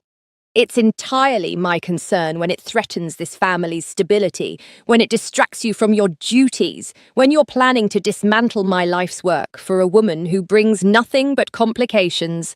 "Enough!" Minjun's voice cut across his father's like a blade. "You want to discuss liability. Let's discuss your gambling debts that I've been covering for 3 years. Your mistress in Busan that you think the family doesn't know about.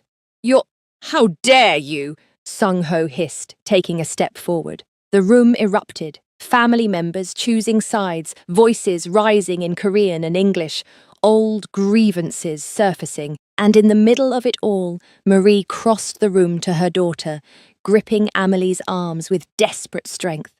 "Come home," she said in Creole, her voice breaking. "Right now. Leave this place. Leave him. Come back to Mauritius where you're safe." "I can't," Amelie whispered. "You can. You will. I won't." Marie's voice broke completely. "I won't bury another family member because of gang violence. Your father died in a shootout. Random chance, wrong place, wrong time. But you chose this. You walked into danger willingly, and I can't. Pa Rod Tracasse, daughter, please. I can't lose you too. Not like this. Not to them." And there it was, the heart of her mother's fear, the trauma that had shaped Amelie's entire childhood. Marie hadn't just lost a husband 21 years ago, she'd lost her sense of safety, her ability to trust that the people she loved would survive the day. She'd built her entire life around avoiding violence, around keeping her children away from the gangs that prowled Port Louis, around sacrificing everything for the illusion of security, and now her daughter had chosen the very thing she'd spent decades fleeing. "Maman," Amelie said gently, aware of the room watching, aware of Minjun's father's satisfied smirk. "I understand your fear, I do. Papa's death shaped all of us. But I'm not Papa. I'm not going to die because I love someone involved in this world. You can't promise that. No one can promise that. No, but I can promise that living in fear, The way you've lived since Papa died, that's not living, that's just surviving. And I'm done just surviving." She pulled away from her mother's grip, standing straighter. "I chose this, not because I was forced, not because I had no options. I chose Minjun because he makes me feel alive in a way I never have before, because he sees me, really sees me, not as the dutiful daughter or the provider or the translator, just as me, and that's worth fighting for. Even if it kills you, even then." Marie stared at her daughter like she didn't recognize her. "Who are you? What happened to my careful, obedient girl?" "She grew up," Amelie said quietly. "She learned that being careful doesn't protect you, that following rules doesn't save you, that sometimes you have to choose the dangerous thing because it's the real thing." Minjun's voice cut in, speaking directly to Marie in careful French. Amelie hadn't known he spoke French. "Madame Rousseau, I understand your fear. Your husband died to gang violence. You've spent 20 years building safety for your children, and now your daughter is with someone like me, someone who represents everything you've tried to protect them from." Marie turned to him, and Amelie saw her mother truly look at Minjun for the first time, taking in his expensive suit, his cold authority, the way the room's entire power dynamic shifted around him. "You're the boss," Marie said flatly. "Not just a member. You run this organization." "Yes. And you think you can protect my daughter? Keep her safe in your violent world?" "I know I can. I've restructured my entire organization to ensure it. I'm transitioning out of the most dangerous operations, building legitimate businesses, creating exit strategies for my people." Minjun's gaze didn't waver. "Because your daughter makes me want to be better than what I am, better than what my father made me, and I'm willing to dismantle everything I've built just to give her a future that doesn't end in blood." "Pretty words from a criminal," Marie said bitterly. "True words from a man in love," Minjun corrected. The admission hung in the air. Minjun's mother gasped softly. This was the first she'd heard it spoken aloud. His father's expression turned thunderous. "You're in love?" Sung-ho's voice was dangerously quiet. "With a foreign woman who brings nothing but complications? You're willing to destroy family alliances, ignore dynasty obligations, undermine everything I've built. For love?" "Yes," Minjun said simply, turning to face his father fully. "I'm in love with her, and I'm choosing her over everything else." "Then you're weak," Sung-ho spat. "And weak men don't lead this organization." "Then I don't lead." Minjun's voice was steady, certain. "I've been planning my exit for weeks. Tae-hyun is ready to take over. The transition can happen smoothly or it can happen with blood. Your choice. But I'm done living the life you designed for me. I'm done being the weapon you forged. I choose her. I choose a future that's mine. To build, not yours to dictate." The room exploded. Sung-ho lunged forward, only stopped by Tae-hyun physically stepping between father and son. Family members shouted in Korean, some supporting Minjun, others condemning him as a traitor. Security moved forward, uncertain who to protect from whom, and in the chaos, Minjun's mother quietly moved to Amelie's side, gently taking Marie's arm. "Come with me," Hyejin said in English, her voice barely audible over the shouting. "Both of you, quickly." She led Amelie and Marie through a side door into a private sitting room, traditional space with low table and cushions, away from the chaos of the main hall. The moment the door slid shut, the noise muted to angry rumbles. "Your son is making a terrible mistake," Marie said immediately, her English heavily accented, but clear. "Perhaps," Hyejin agreed, surprising both women. "Or perhaps he's finally making a choice for himself, instead of living the life his father demanded." She looked at Amelie with something like sympathy. "I made the same choice your mother is asking you to make. When I was young, I loved someone, a kind man, a safe man. But my father arranged marriage to Sung-ho, powerful, wealthy, connected. I chose duty, I chose the safe path. I chose to please my family. And you regret it, Amelie said softly. Every day. Hyejin's smile was sad, years of disappointment etched in the lines around her mouth. I've lived 40 years in a loveless marriage, watching my husband build an empire I despise, raising a son I've barely known because his father trained the humanity out of him, and now, she gestured toward the door where Minjun's voice could be heard arguing with his father. Now my son is finally showing the courage I never had, to choose love over duty, to risk everything for something real. He'll lose everything, Marie protested. His family, his position, possibly his life if his father decides he's too much of a liability. He'll lose the things that were killing him slowly, Hyejin corrected gently, and he'll gain a life that's his to live, not his father's weapon, not his family's tool. His own person, making his own choices. She turned to Amelie. That's not weakness, that's the strongest choice he's ever made. And if you love him, you'll honor that choice by standing beside him when he makes it. Marie looked at her daughter, and Amelie saw decades of fear and grief and fierce maternal love warring in her mother's expression. If you stay with him, Marie said finally, her voice small, I can't protect you. I can't save you if this goes wrong. I can't. Her voice broke. I can't watch you die like your father did. I won't survive it, Amelie. Losing you would kill me. Then don't watch, Amelie said, tears streaming down her face. Go back to Mauritius. Live your life. Be safe. I'm not asking you to accept this. I'm not asking you to approve. I'm telling you I've made my choice. And I hope, someday, when you're ready, you can forgive me for it. That's not fair, Marie whispered, asking me to just let you go into danger and do nothing. I'm not asking you to let me go. I'm telling you that I've already gone. I've been gone since the moment I chose to stay with him. Amelie crossed the room, pulling her mother into a fierce embrace. I love you, Maman. I love you so much, but I can't live your life. I can't spend the next 40 years afraid of everything because something terrible happened once.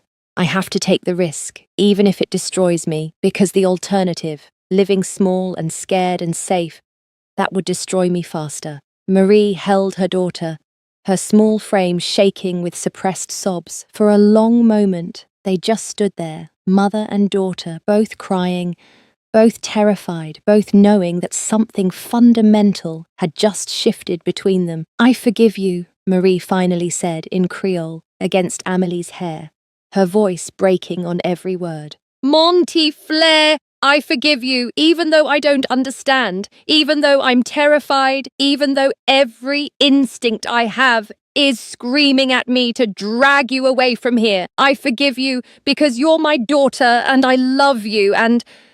Her voice cracked completely. And I can't lose you twice. If staying with him means I keep you in my life, even like this, even in this world I hate, then I'll learn to accept it, even if it kills me.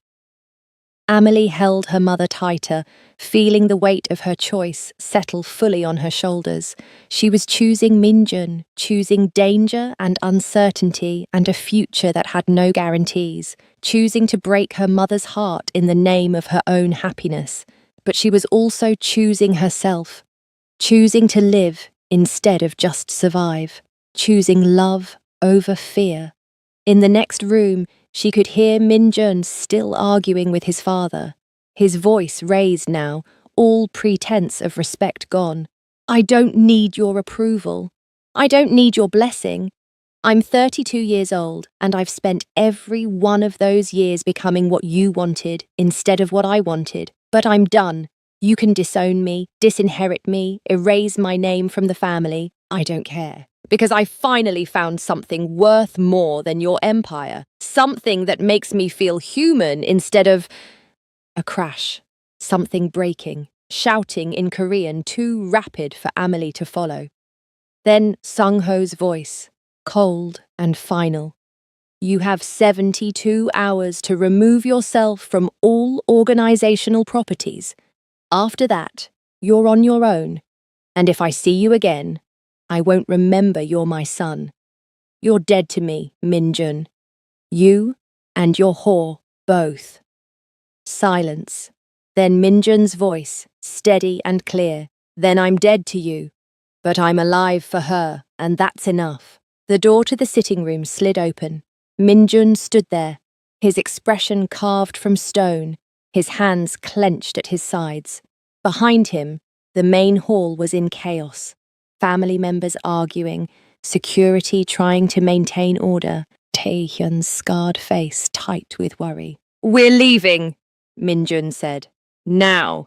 Amelie extracted herself from her mother's embrace, wiping her tears. "Maman, go," Marie said, her voice hoarse. "Go with him. I'll stay in Seoul for a few days, at a hotel. If you change your mind, if you need me, call. I'll come get you. No questions, no judgment. Just," she touched Amelie's face with trembling fingers, "just come back to me alive, Montifleur. That's all I ask. Come back alive. I will. I promise." They left the estate together. Minjun, Amelie, and Taehyun moving through the chaos toward the cars. Family members stared, some with satisfaction, others with concern. Minjun's mother appeared as they reached the door, pressing something into her son's hand, a family ring. Amelie saw gold and jade. "I'm proud of you," Hyejin whispered in Korean, then in English for Amelie. "Take care of each other." Minjun nodded once, unable to speak.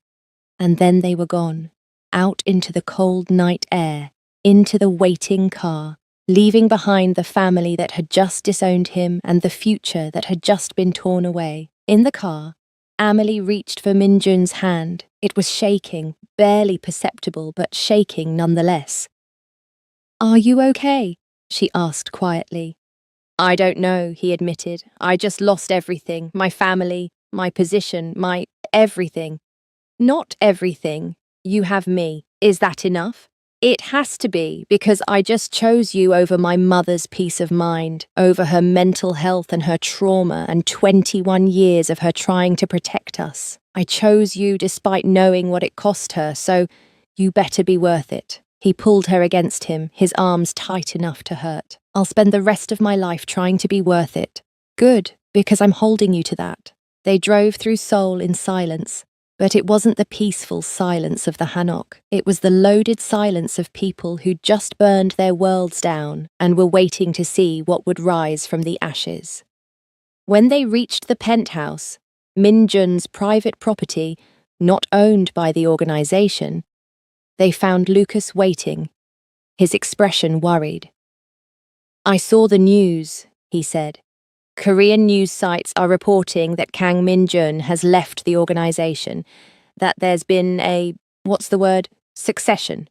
They're saying Taehyun is taking over." "It's true," Minjun said flatly. "I've been disowned. We have 72 hours to vacate all organization properties. This penthouse is mine personally, so we're safe here for now. But we need to make plans, figure out our next move." "Next move?" Amelie asked. "What are our options?" "We could leave Korea entirely. I have properties in other countries, money in offshore accounts. We could start over somewhere new, or," he paused, "or we could stay. I still have legitimate business interests here, real estate, tech investments, import-export. It won't be the same as running the organization, but it's enough to live comfortably." "What do you want?" Amelie asked. "I want you safe. Everything else is negotiable." They spent the next 2 weeks in strange limbo, Minjun coordinating with Taehyun to ensure smooth transition, moving their belongings out of organization properties, severing ties with the criminal empire he'd spent 15 years building. Amelie helped where she could, but mostly she just watched him mourn, because that's what it was, she realized. mourning for the life he'd known, the identity he'd carried, the power he'd wielded. "Do you regret it?" she asked one night as they lay in bed. "Every moment," he admitted, "and not at all. I regret losing my mother's presence in my life. I regret the pain this caused. I regret—" He stopped. "I regret a lot of things, but I don't regret choosing you. Never that. Even if it means starting over with nothing." "We don't have nothing. We have each other. We have your brother. We have my mother's secret support and your mother's reluctant acceptance. We have legitimate business ventures and enough money to be comfortable. That's more than most people get." That's a very optimistic way of looking at being disowned by a crime lord. "I'm trying this new thing called hope. It's uncomfortable, but you keep insisting it's worthwhile." She kissed him, soft and sweet, and felt him relax against her, the tension bleeding out of his shoulders, the grief loosening its grip just enough to let him breathe. They'd survived the confrontation, they'd made their choice, they'd burned their bridges and walked away from their old lives. Now they just had to figure out how to build new ones. But fate, it seemed, had other plans. The bomb went off on a Tuesday morning, 2 weeks after the Lunar New Year disaster. Amelie was in the kitchen making coffee when Minjun's phone started ringing, multiple calls simultaneously, his emergency alert going off, Taehyun's name flashing across the screen. Minjun answered and Amelie watched his face go white. "What?" His voice was barely a whisper. "When? How many casualties?" He listened for a moment, then ended the call with shaking hands. "What happened?" Amelie asked, though she already knew it was bad, very bad. "The Seoul headquarters, the one I just handed over to Taehyun, the Jang faction, remnants we thought were neutralized, they bombed it." His voice was hollow. "Multiple casualties. Taehyun is in critical condition. His wife—" He stopped, unable to finish the sentence. "Is she— She was visiting him, bringing lunch. His voice broke. "She didn't make it." "Bondi," Amelie breathed. The next calls confirmed the worst. 3 of Minjun's most loyal soldiers dead. 5 more injured. The headquarters building partially collapsed, and a message left at the scene, spray-painted on the wall for everyone to see. "Your weakness made you vulnerable." The girl was just the beginning. Minjun stood frozen in the middle of their living room, staring at his phone, and Amelie watched something break in him. The careful control he'd maintained, the belief that leaving the organization would end the violence, the hope that choosing love over duty wouldn't cost other people their lives. "They targeted them because of me," he said hollowly. "Because I left, because I chose you over my responsibility to protect them. Taehyun's wife is dead because I abandoned my position. Those soldiers are dead because the Jang faction saw an opening when I walked away. All of this," his voice roughened, "all of this because I was selfish enough to choose love over duty." "That's not true. It's exactly true." He turned to her, and she saw devastation in his eyes. "Don't you understand? Loving me gets people killed. Being with me makes you a target and makes everyone around me vulnerable. Your mother was right. I'm poison. Everything I touch turns to blood and death and—" "Stop," Amelie said firmly, crossing to him. "This wasn't your fault. The Jang faction made a choice to attack. They're responsible for those deaths, not you.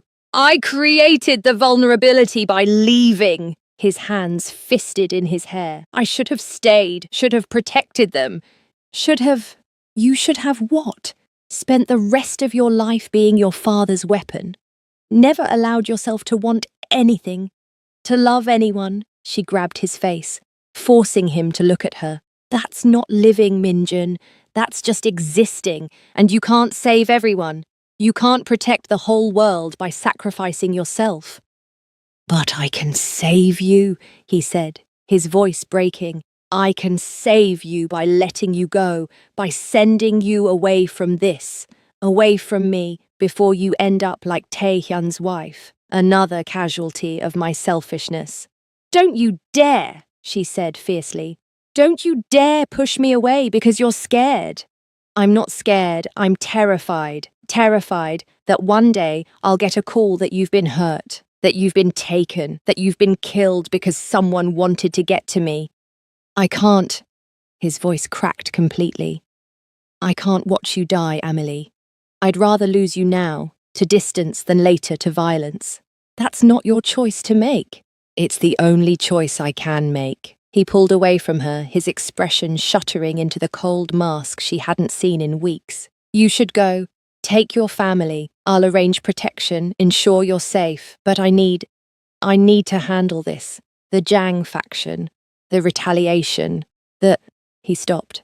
I need to fix what I broke. And I can't do that with you here as a distraction. So that's it? You're sending me away?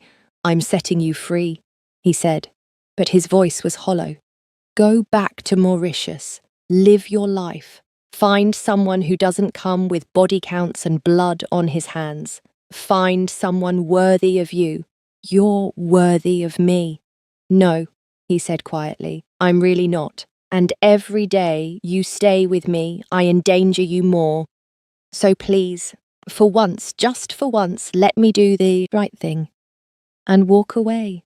Walking away isn't the right thing. It's the only thing, he interrupted. I'm going to Seoul. I'm going to end the Jiang faction.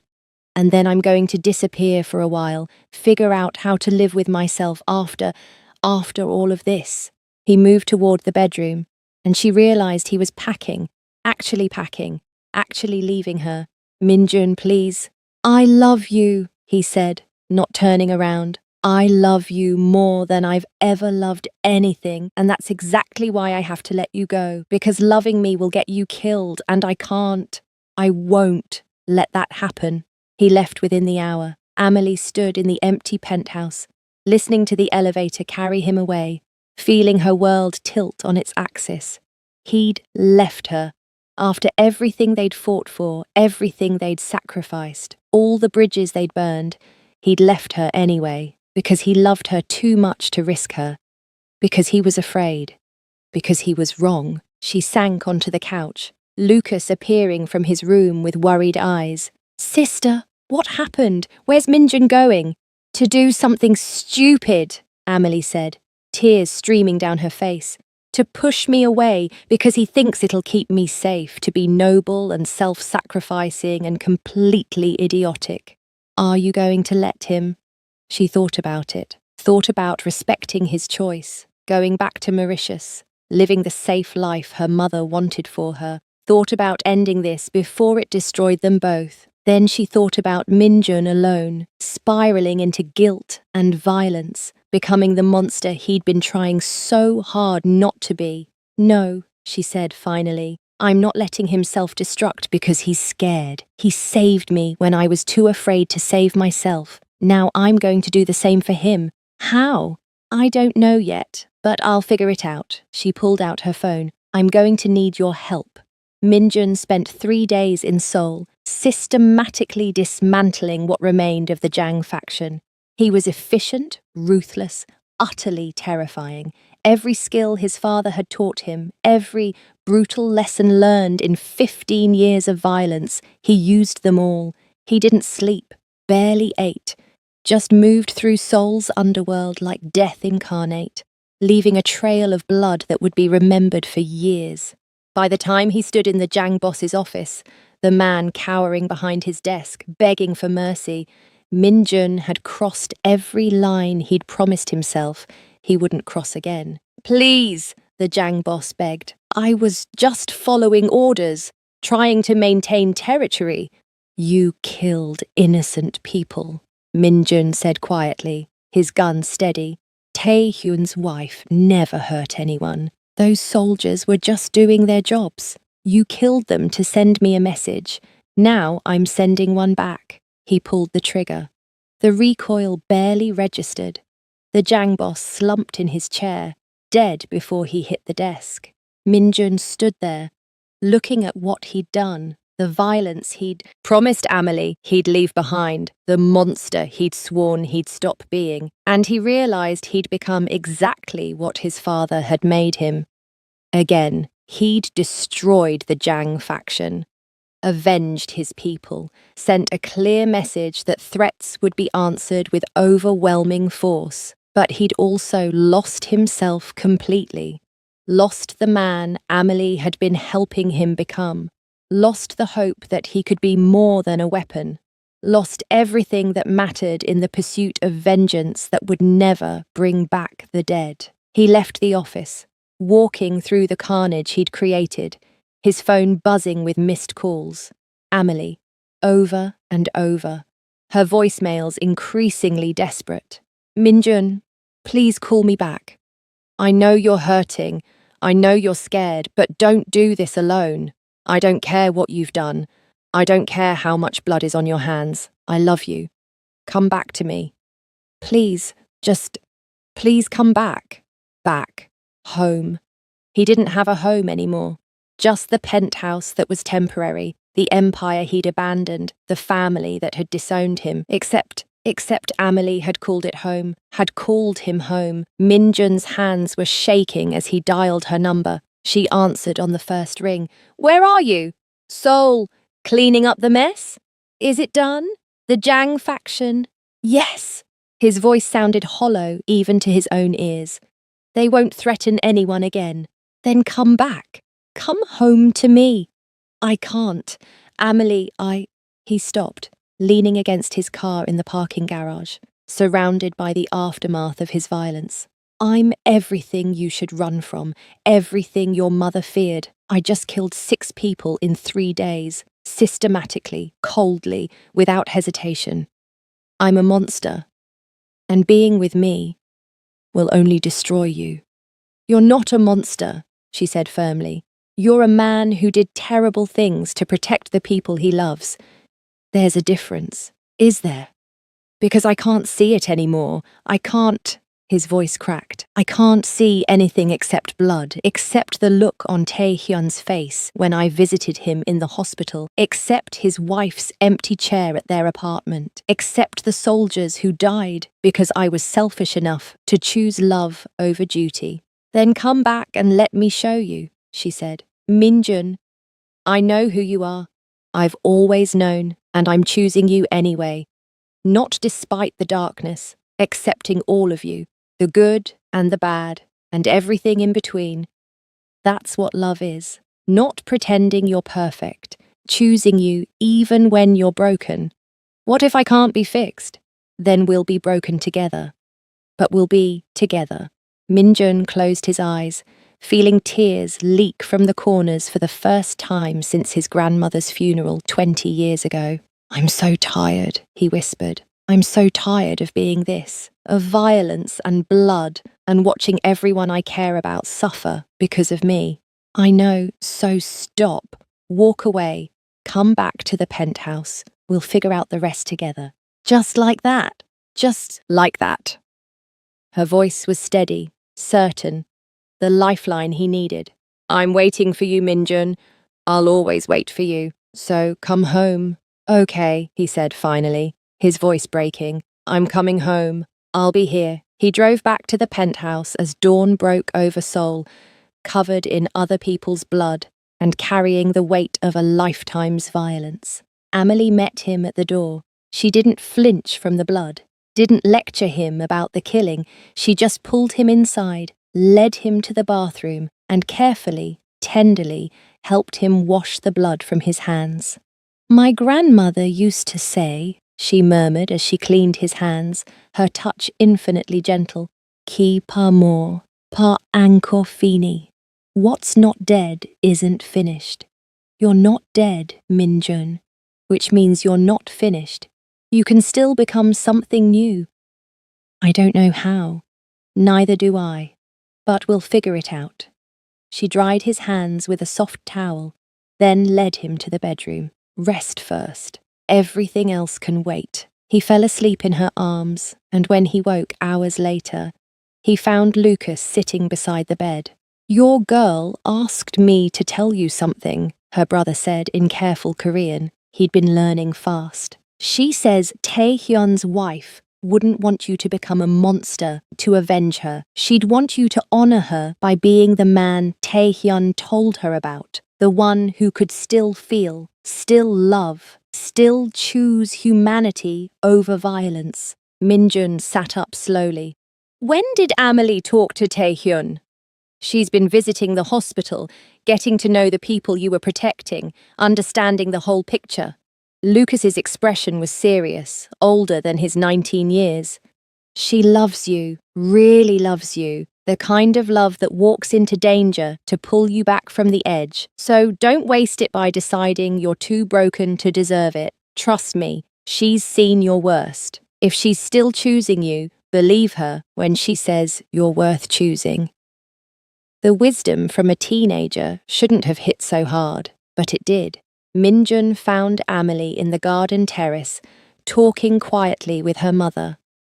Both women looked up when he appeared, and he saw Marie tense, still wary, still protective, but no longer purely hostile. "I'm sorry," he said to Marie, the words coming easier than he'd expected, "for everything I've put your family through, for dragging Amelie into my world, for being exactly what you feared." Marie studied him for a long moment, then, surprisingly, she stood and crossed to him. "My daughter tells me you saved Lucas when the Jang faction threatened him," she said in careful English, "that you've dismantled most of your criminal operations to build a legitimate future, that you chose her over an empire." She paused. "These are not the actions of a monster. These are the actions of a man trying very hard to be better than what he was raised to be. I just killed 6 people," he said bluntly, "to avenge people I loved. That doesn't seem go. My husband died because of senseless gang violence," Marie interrupted. "Random chaos. No purpose, no protection, just wrong place, wrong time. But you kill with purpose. To protect, to defend. I don't like it. I probably never will. But I understand the difference between senseless violence and purposeful protection." She took a breath. "Don't make me regret this. Don't prove me wrong about you, and don't ever, ever make my daughter cry unless they're tears of joy. Do we have an understanding?" "Yes, Mum," Minjun said, something like hope blooming in his chest. "We have an understanding." "Good," Marie nodded once, then returned to her seat, leaving him alone with Amelie. "Your mother just gave me permission to be with you," he said, somewhat dazed. "She did. After a very long conversation where I may have mentioned you were planning to marry me eventually." "I was planning to— what?" Amelie smiled. "Well, you should be, after everything we've been through, unless you're planning to let me go." "Never," he said fiercely. "Then you should probably make it official someday. When we're ready. When the chaos settles." She moved into his arms, and he held her like she was the only solid thing in a tilting world. "But first, you need to visit Taehyun, apologize to him properly, tell him what his friendship has meant, honor his wife's memory by being the man she believed you could be. And then we start over. Build something new. Together." Minjun pressed his forehead to hers, breathing in her scent, something floral mixed with the spices she used for cooking, uniquely Amelie. "I don't deserve you. Probably not. But you're stuck with me anyway. What if I fail? What if I can't be the man you deserve? Then you fail and we figure it out. That's how this works, Minjun. You don't have to be perfect. You just have to try and keep trying, even when it's hard, even when you want to give up. Even when I'm terrified I'll destroy you." Especially then. He kissed her softly, reverently, pouring all his broken hope into the contact. And when she kissed him back, fierce and certain and full of faith he didn't feel in himself yet, he thought maybe, just maybe, he could learn to believe in the future she was offering, a future built not on violence and fear, but on impossible love and deliberate choice, a future that started with one simple decision: to stay, to try, to be better for her, for himself, for the life they could build from the ashes of who they'd been. 1 year later, the beach house in Mauritius sat painted in sunset colours, coral pink and soft yellow, traditional island architecture mixed with comfortable modern updates. Palm trees swayed in the evening breeze, and the Indian Ocean glittered like scattered diamonds in the fading light. Amelie stood on the veranda, one hand resting on her rounded belly, 6 months pregnant and showing beautifully. Her grandmother's blessing beads circled her wrist, warm against her skin, and she wore her hair in natural curls that the salt air had made even wilder. Behind her, in the kitchen, she could hear Minjun struggling with Mauritian Creole pronunciation, while Lucas tried to teach him the proper way to season vindaye, pickled fish that required patience and precise spice ratios. No, Hyung, not like that.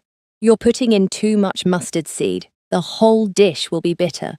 The recipe says 2 tablespoons. The recipe is a guideline. You have to feel it, like making kimchi. You don't follow rules exactly, you adapt to the ingredients. I'm never going to master this cuisine. Not with that attitude. Here, let me show you again. Amelie smiled, listening to her brother and her husband.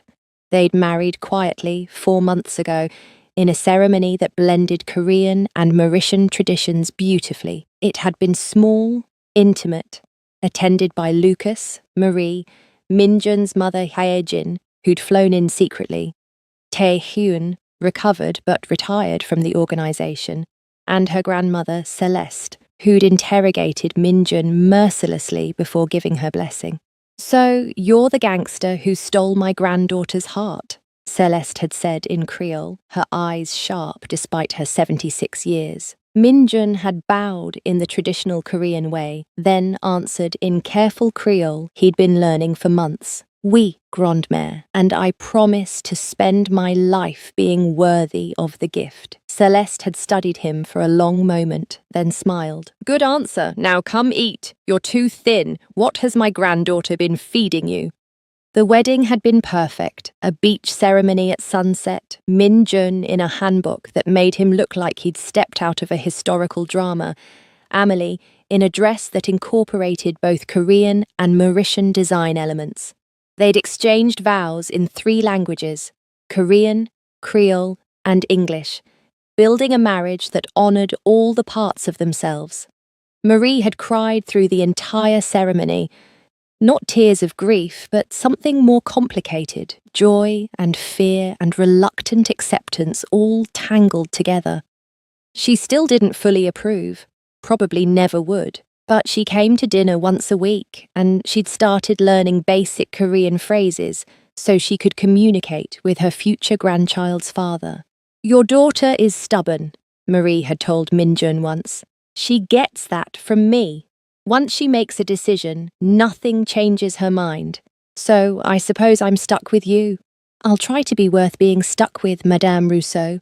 You better, because if you hurt her, Grandmother Celeste and I will make your life very unpleasant. We may be small, but we're fierce.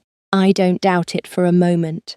Now, a year after that catastrophic Lunar New Year, they'd built a life that neither of them could have imagined.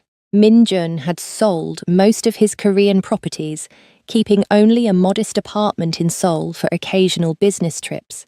His legitimate businesses, tech investments, real estate, properly licensed, import-export, provided more than enough income. The violence was behind them. Mostly, there were still moments when she'd wake to find him staring out the window at the ocean, his expression haunted by memories he couldn't quite shake.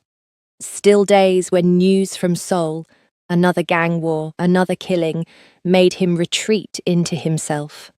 The guilt eating at him. But there were more moments of peace, of him working at the small desk in their bedroom, conducting business via video calls in careful English and Korean, of him learning to fish with local Mauritian fishermen, coming home smelling like salt and sun and actually smiling, of him talking to their unborn daughter in mixed Korean and Creole, his hand warm on Amelie's belly, already a better father than his own had been. "Jagiya," Minjun called from the kitchen, pulling her from her thoughts. "Come tell your brother I'm not completely hopeless at this." "You are a little hopeless," Amelie called back, but she was smiling as she moved into the kitchen. She found Min-jun covered in turmeric stains, Lucas laughing helplessly, and the kitchen in cheerful chaos. It looked nothing like the sterile penthouse in Seoul, nothing like the traditional hanok where they'd hidden from danger. It looked like home. Min-jun saw her and his expression softened completely. The cold crime boss gone entirely, replaced by a man who'd learned to feel again, to hope again, to build instead of destroy. "How's our daughter?" he asked, his hand immediately going to her belly, feeling for kicks. "She's active, kicking constantly. I think she's going to be trouble." "Of course she is. She's half you." He kissed her softly, stubborn and fierce and absolutely worth every bit of chaos she'll bring. "Ayo, are you saying I'm chaotic?" "I'm saying you turned my entire life upside down in the best possible way." He kissed her again, deeper this time. Lucas made a gagging sound. "Get a room, you two. Some of us are trying to cook here without being subjected to this nonsense." "This is our house. We'll kiss where we want," Min-jun said, without looking away from Amelie. "Then I'm going to Grandma Celeste's. At least she doesn't subject me to this level of domestic bliss. It's nauseating." He left with dramatic flair, and Amelie and Min-jun were alone in the kitchen, surrounded by half-prepared food and the sounds of the ocean outside. "Do you miss it?" she asked quietly, the question she'd been afraid to ask for months. "Your old life, the power, the respect, the empire." "Sometimes," he admitted, his honesty as unflinching as always. "And then I come home to you and realize I didn't know what power actually felt like until I held something real. Something built on choice instead of fear." His hand moved to cup her face. "This, you, our daughter, this life we're building. This is more valuable than any empire, more powerful than any organization. Because it's ours. We chose it. We built it. We fought for it." "My mother says you've gotten soft." "Your mother's probably right," he smiled. "But soft is better than hard. Love is better than violence. Building is better than destroying. Look at you, getting philosophical. I learned from the best." He kissed her forehead. "Saranghae, Amelie, now and always." "Mo content toi," she answered in Creole. "Forever." They finished making dinner together, vin daye that Min-jun actually managed not to ruin, tol puri from Celeste's recipe, fresh fruit from the market. When Marie and Celeste arrived with Lucas, they ate on the veranda as the sun set, blending Korean and Mauritian food on one table, mixing languages naturally, building family from impossible pieces. Later, after everyone had left and the dishes were cleaned, Amelie and Min-jun walked on the beach. His arm was around her, her head on his shoulder, their daughter moving between them, a presence that felt like promise, like hope, like proof that beautiful things could grow from the darkest soil. "What do you think she'll be like?" Amelie asked. "Our daughter, when she grows up." "Strong," Min-jun said immediately. "Like her mother, brave enough to choose love over fear. Smart enough to question everything, kind enough to see the humanity in broken people. She'll have your eyes and your stubbornness." "My stubbornness? You're the one who refused to leave when any rational person would have run." "I prefer determined." "Stubborn," he said, but he was smiling. They walked in comfortable silence, and Amelie thought about the impossible journey that had brought them here. From that first night, terror and vulnerability and unexpected tenderness, to this moment, walking on a Mauritian beach as husband and wife, parents-to-be, survivors of a love that should have destroyed them, but instead had saved them both. "Do you ever regret it?" Min-jun asked suddenly. "Staying with me, choosing this life instead of the safe one your mother wanted for you?" "Never," she said without hesitation. "Not once, not even in the hardest moments, because you gave me something I didn't know I was missing. You made me feel alive, not just surviving, not just existing, actually living." "I almost destroyed you." "No, You almost destroyed yourself trying to protect me. There's a difference. She stopped walking, turning to face him fully in the fading light. Minjun, listen to me. You're not your past. You're not the violence you've done or the empire you walked away from. You're the man who chose tenderness over cruelty that first night, who learned to make dal puri because I was homesick, who gave up everything he had to build something new with me. That's who you are now. That's who our daughter will know. That's who I love. What if it's not enough? What if I can't be the father she deserves? What if, then we'll figure it out, she interrupted, echoing words she'd told him 100 times before.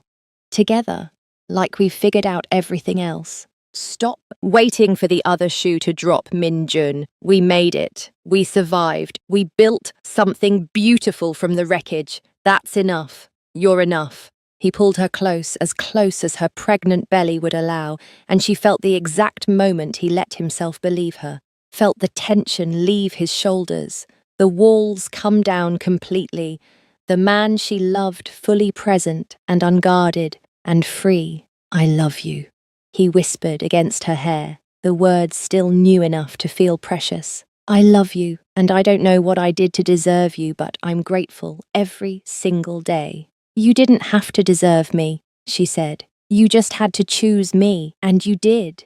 Every day, every moment you chose me. That's what made all the difference.